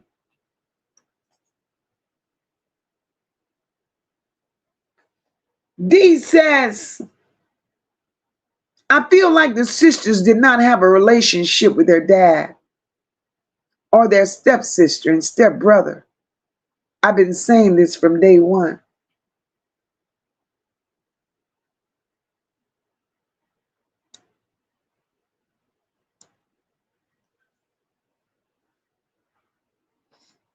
Well, the information that I pulled up, I didn't pull much up. Hey, Veronica, welcome, my love.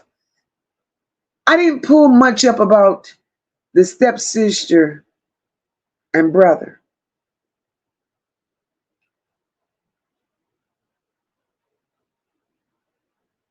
But it wasn't a whole lot of focus on the stepmother either, right?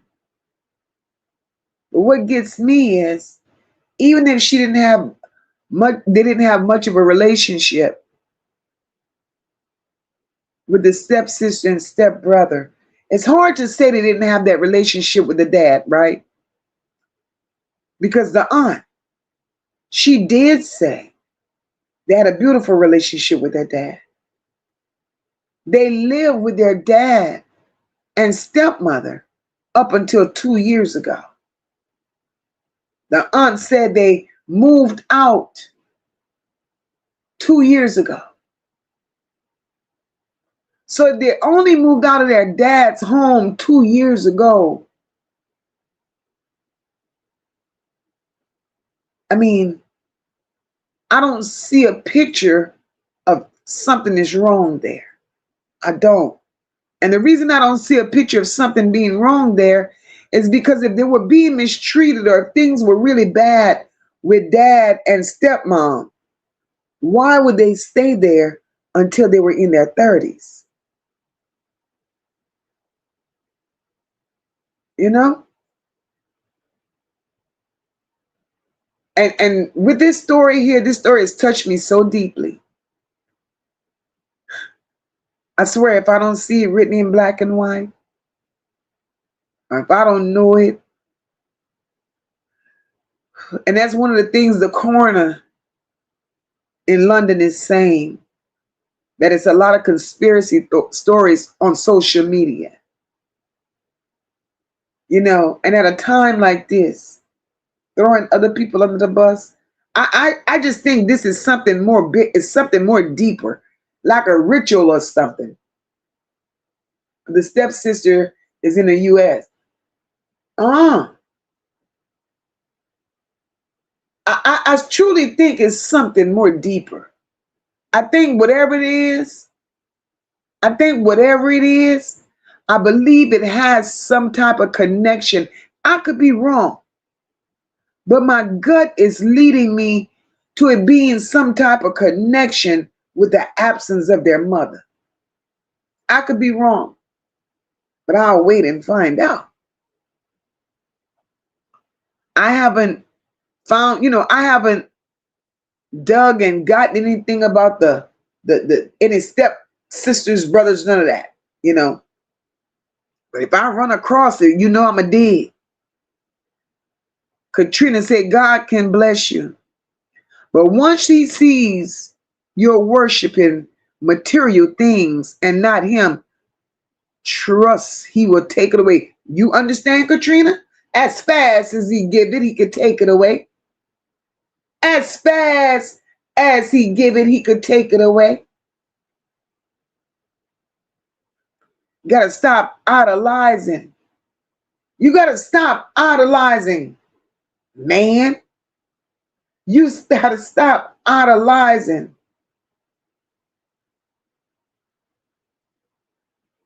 Foolishness.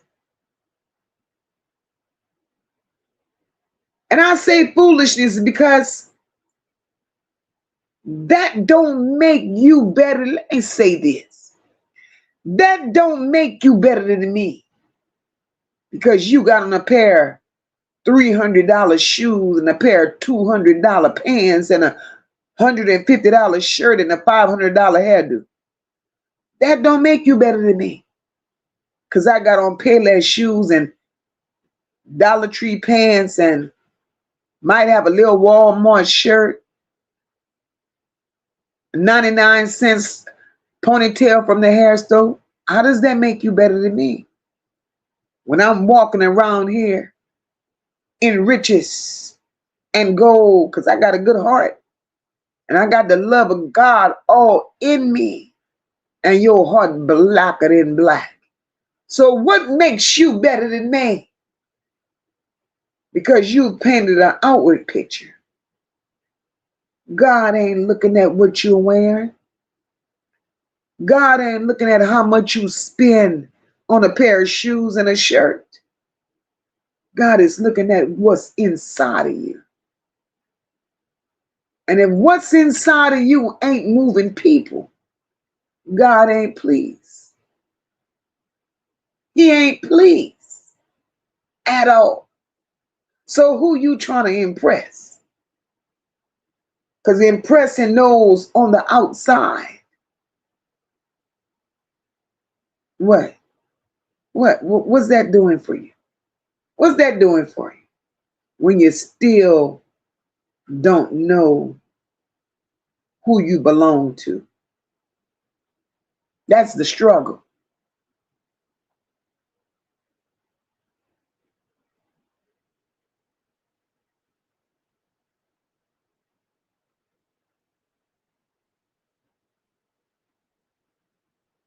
D said, how do the dad don't have a pictures of his daughters on his Facebook page and he don't know where they worked? Is that really his Facebook page? Because I went to the Facebook page yesterday, D, and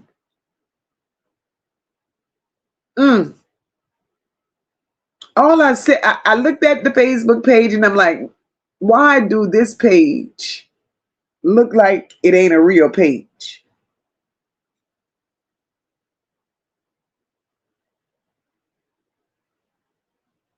It's possible, though. It's very possible. It's very possible. It's very possible. Ron says, I know that when my mother passed, we knew it was coming.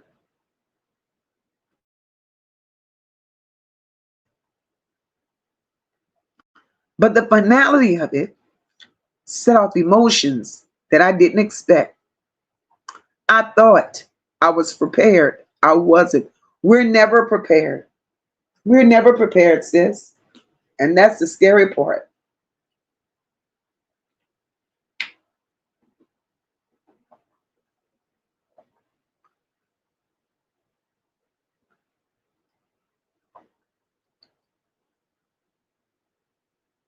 Thank you, Katrina. She said, I'm going to tell her about it tomorrow morning because she travels to the Dominican Republic by herself and she never has any problems and she always watches her surroundings. We just need to educate. We just need to educate each other. Angel Faith said there's something very spiritualistic connected to this. With the Angel Faith, that's where I am with that, right? Angel Faith said there's something very spiritualistic connected to this, with the absence of their mother. My cousin grieved his mother for years until we found him unalived at her gravesite in 2016. My God to thee. And that's the thing. People don't understand the burdens and the pain that other people carry. Just because you walk upon somebody and see them smiling on the outside, a kind word ain't gonna hurt. Hello, how you doing? How's your day? Y'all just don't know what kind of place that could put a hurting person in. These people walking around here smiling and tore up on the inside.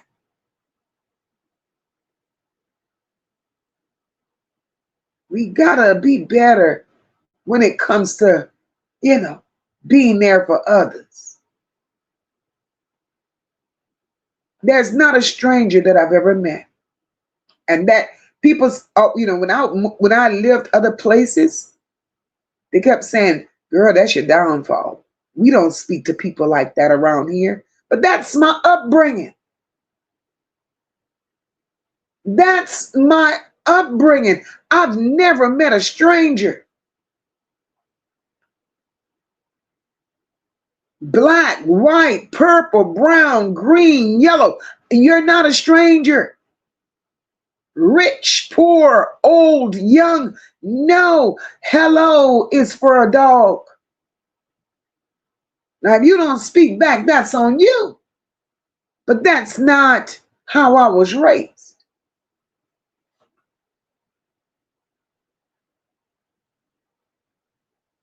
And you just don't know, just a kind word could save somebody. A kind word. There's a lot of people walking out here in this world that just needs a kind word. Carla Henry said most of the time that $300 shirt is a knockoff. Carla Henry, something that they done borrowed money to buy. Katrina said the only thing that's making is a corporation richer and making you poor. And do they think you could take it with you when you die? You're just simplifying for the people left on this earth to argue about. Absolutely, PJ. PJ said MOCA is what's in the heart that counts. People fail to realize that God looks at the heart. Absolutely. Absolutely. Kamisha said, I was thrown off about this story. When the dad or uncle posted thanking for the GoFundMe being met at $48,000, then asked for more to help the family, their bills. Is this even happening for real? I never even went to the GoFundMe.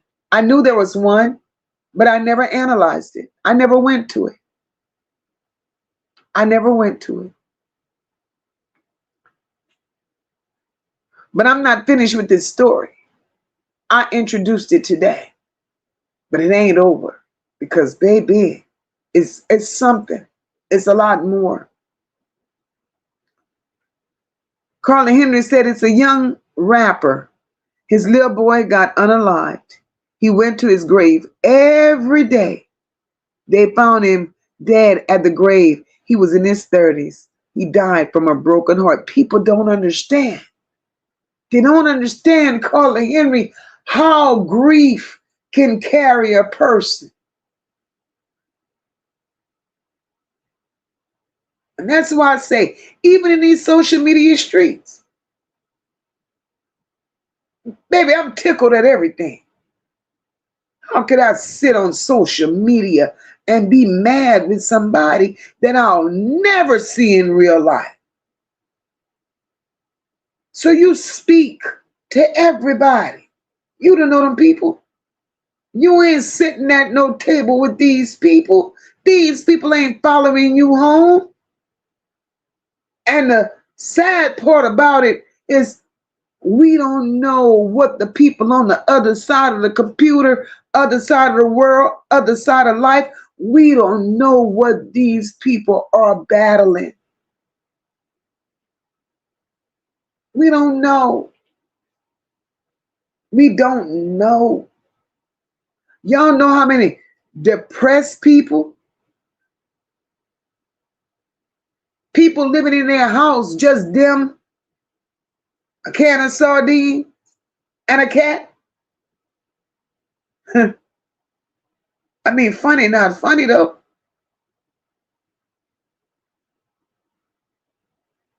It's a lot. It's a lot. It's a lot. It's a lot. But don't get me to start talking about life, baby, because we could have these life lessons. Because I'm sure we all got a story to tell.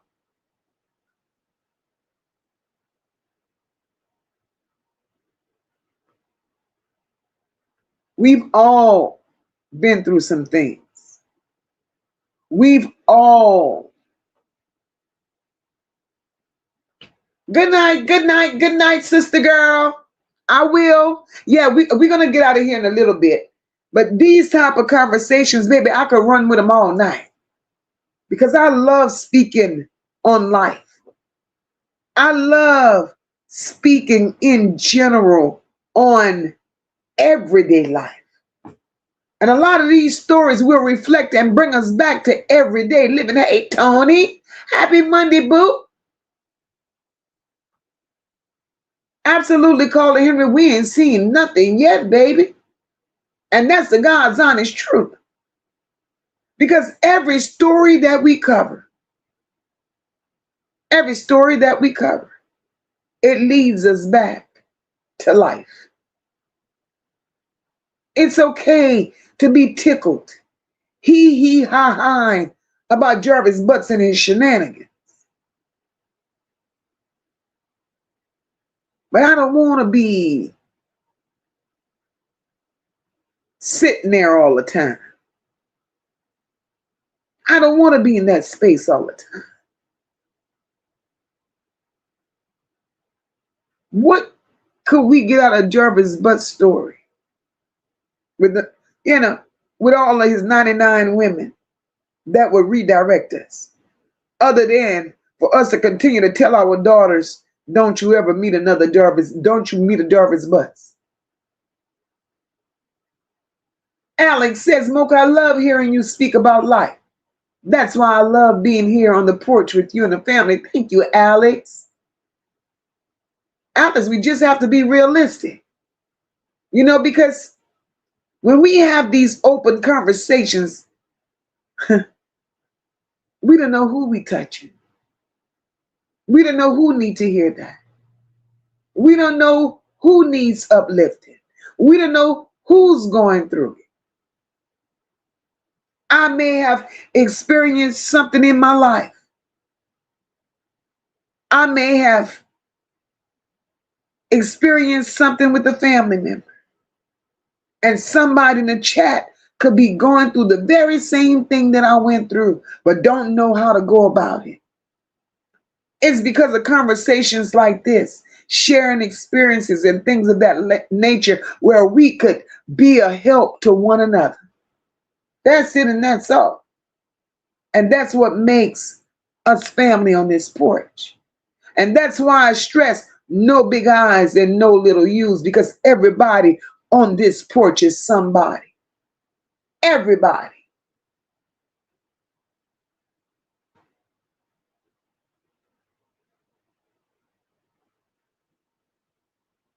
And probably one night this week,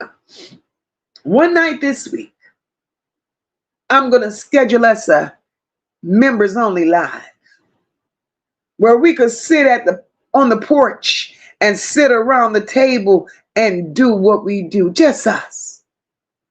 Now, if you want to be a part of that members only live, you're going to have to grab a membership. Because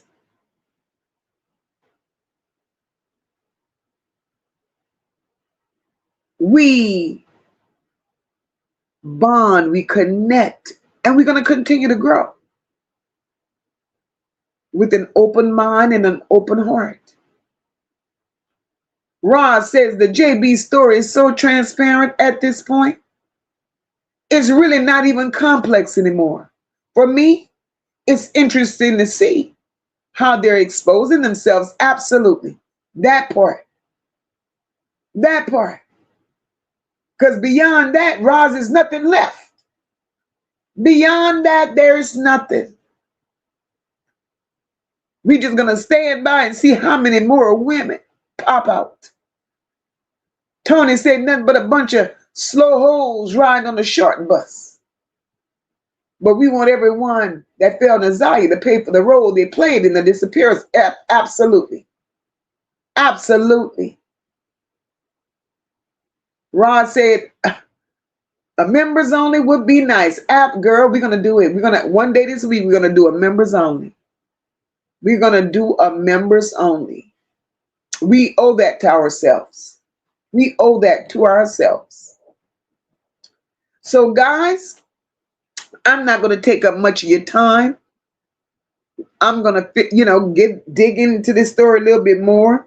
We're going to drop bits and pieces as they come along. And if you all, because Look, I've always said, when I got a story to tell, whether it's 2 people or 20 people, we're going to get the story told. We're going to get the story told. And if it's something that you feel you want to talk about, just let me know. And we could bring it to the porch. And we could discuss these things. Because that's who we are. And that's what we do. Because y'all, believe it or not, there are so many stories out here. So many stories. And they all don't have to be stories to the point to where somebody lost their life. Don't have to be those type of stories. But it seems like those are the type of stories that get our attention, though. But guys, I'm going to say, I love each and every one of you. I'm going to also say, thank you all for taking the time, pulling up on the porch with your girl tonight. You could have been anywhere, but you chose and you thought enough to come and sit right here on the porch with your girl. Oh, Carla Henry, I know, I saw that today. The Carmela Anthony trial just started. I saw that today. We could dig into that as well. I mean, just drop, whatever ideas, I'm down for it. Because I've always told y'all, this platform ain't for me. It's for us. It's for us. And we're all in this together. So guys, again, like I said, I love you all. I'm going to say God bless. I'm going to say good night. And keep your notifications set. I'm pretty sure we'll hop back out here tomorrow. But, I'll let you all know sooner before later. Good night and God bless. We stand tall, we rise as one. No lapels, the work ain't done. No. Motivated from the heart, never run. Truth and caring, everything we become. It's more than a vibe, it's a home, it's a call. Over here we catch each other when we fall. This is family.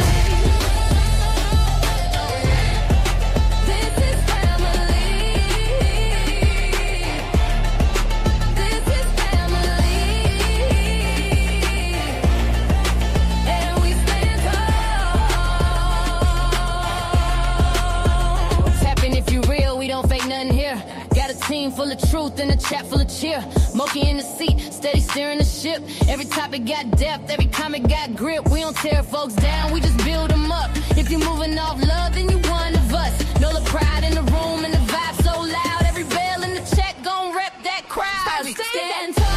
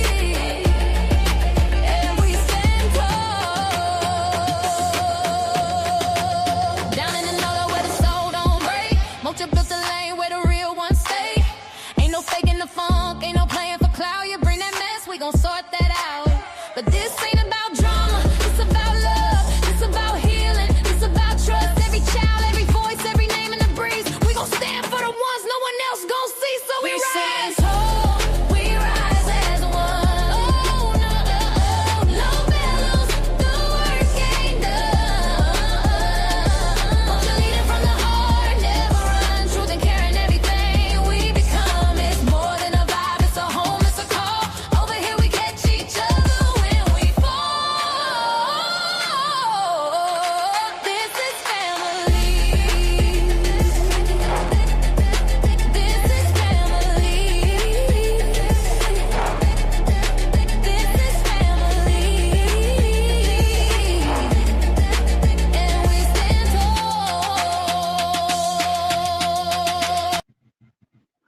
Good night, everyone. God bless.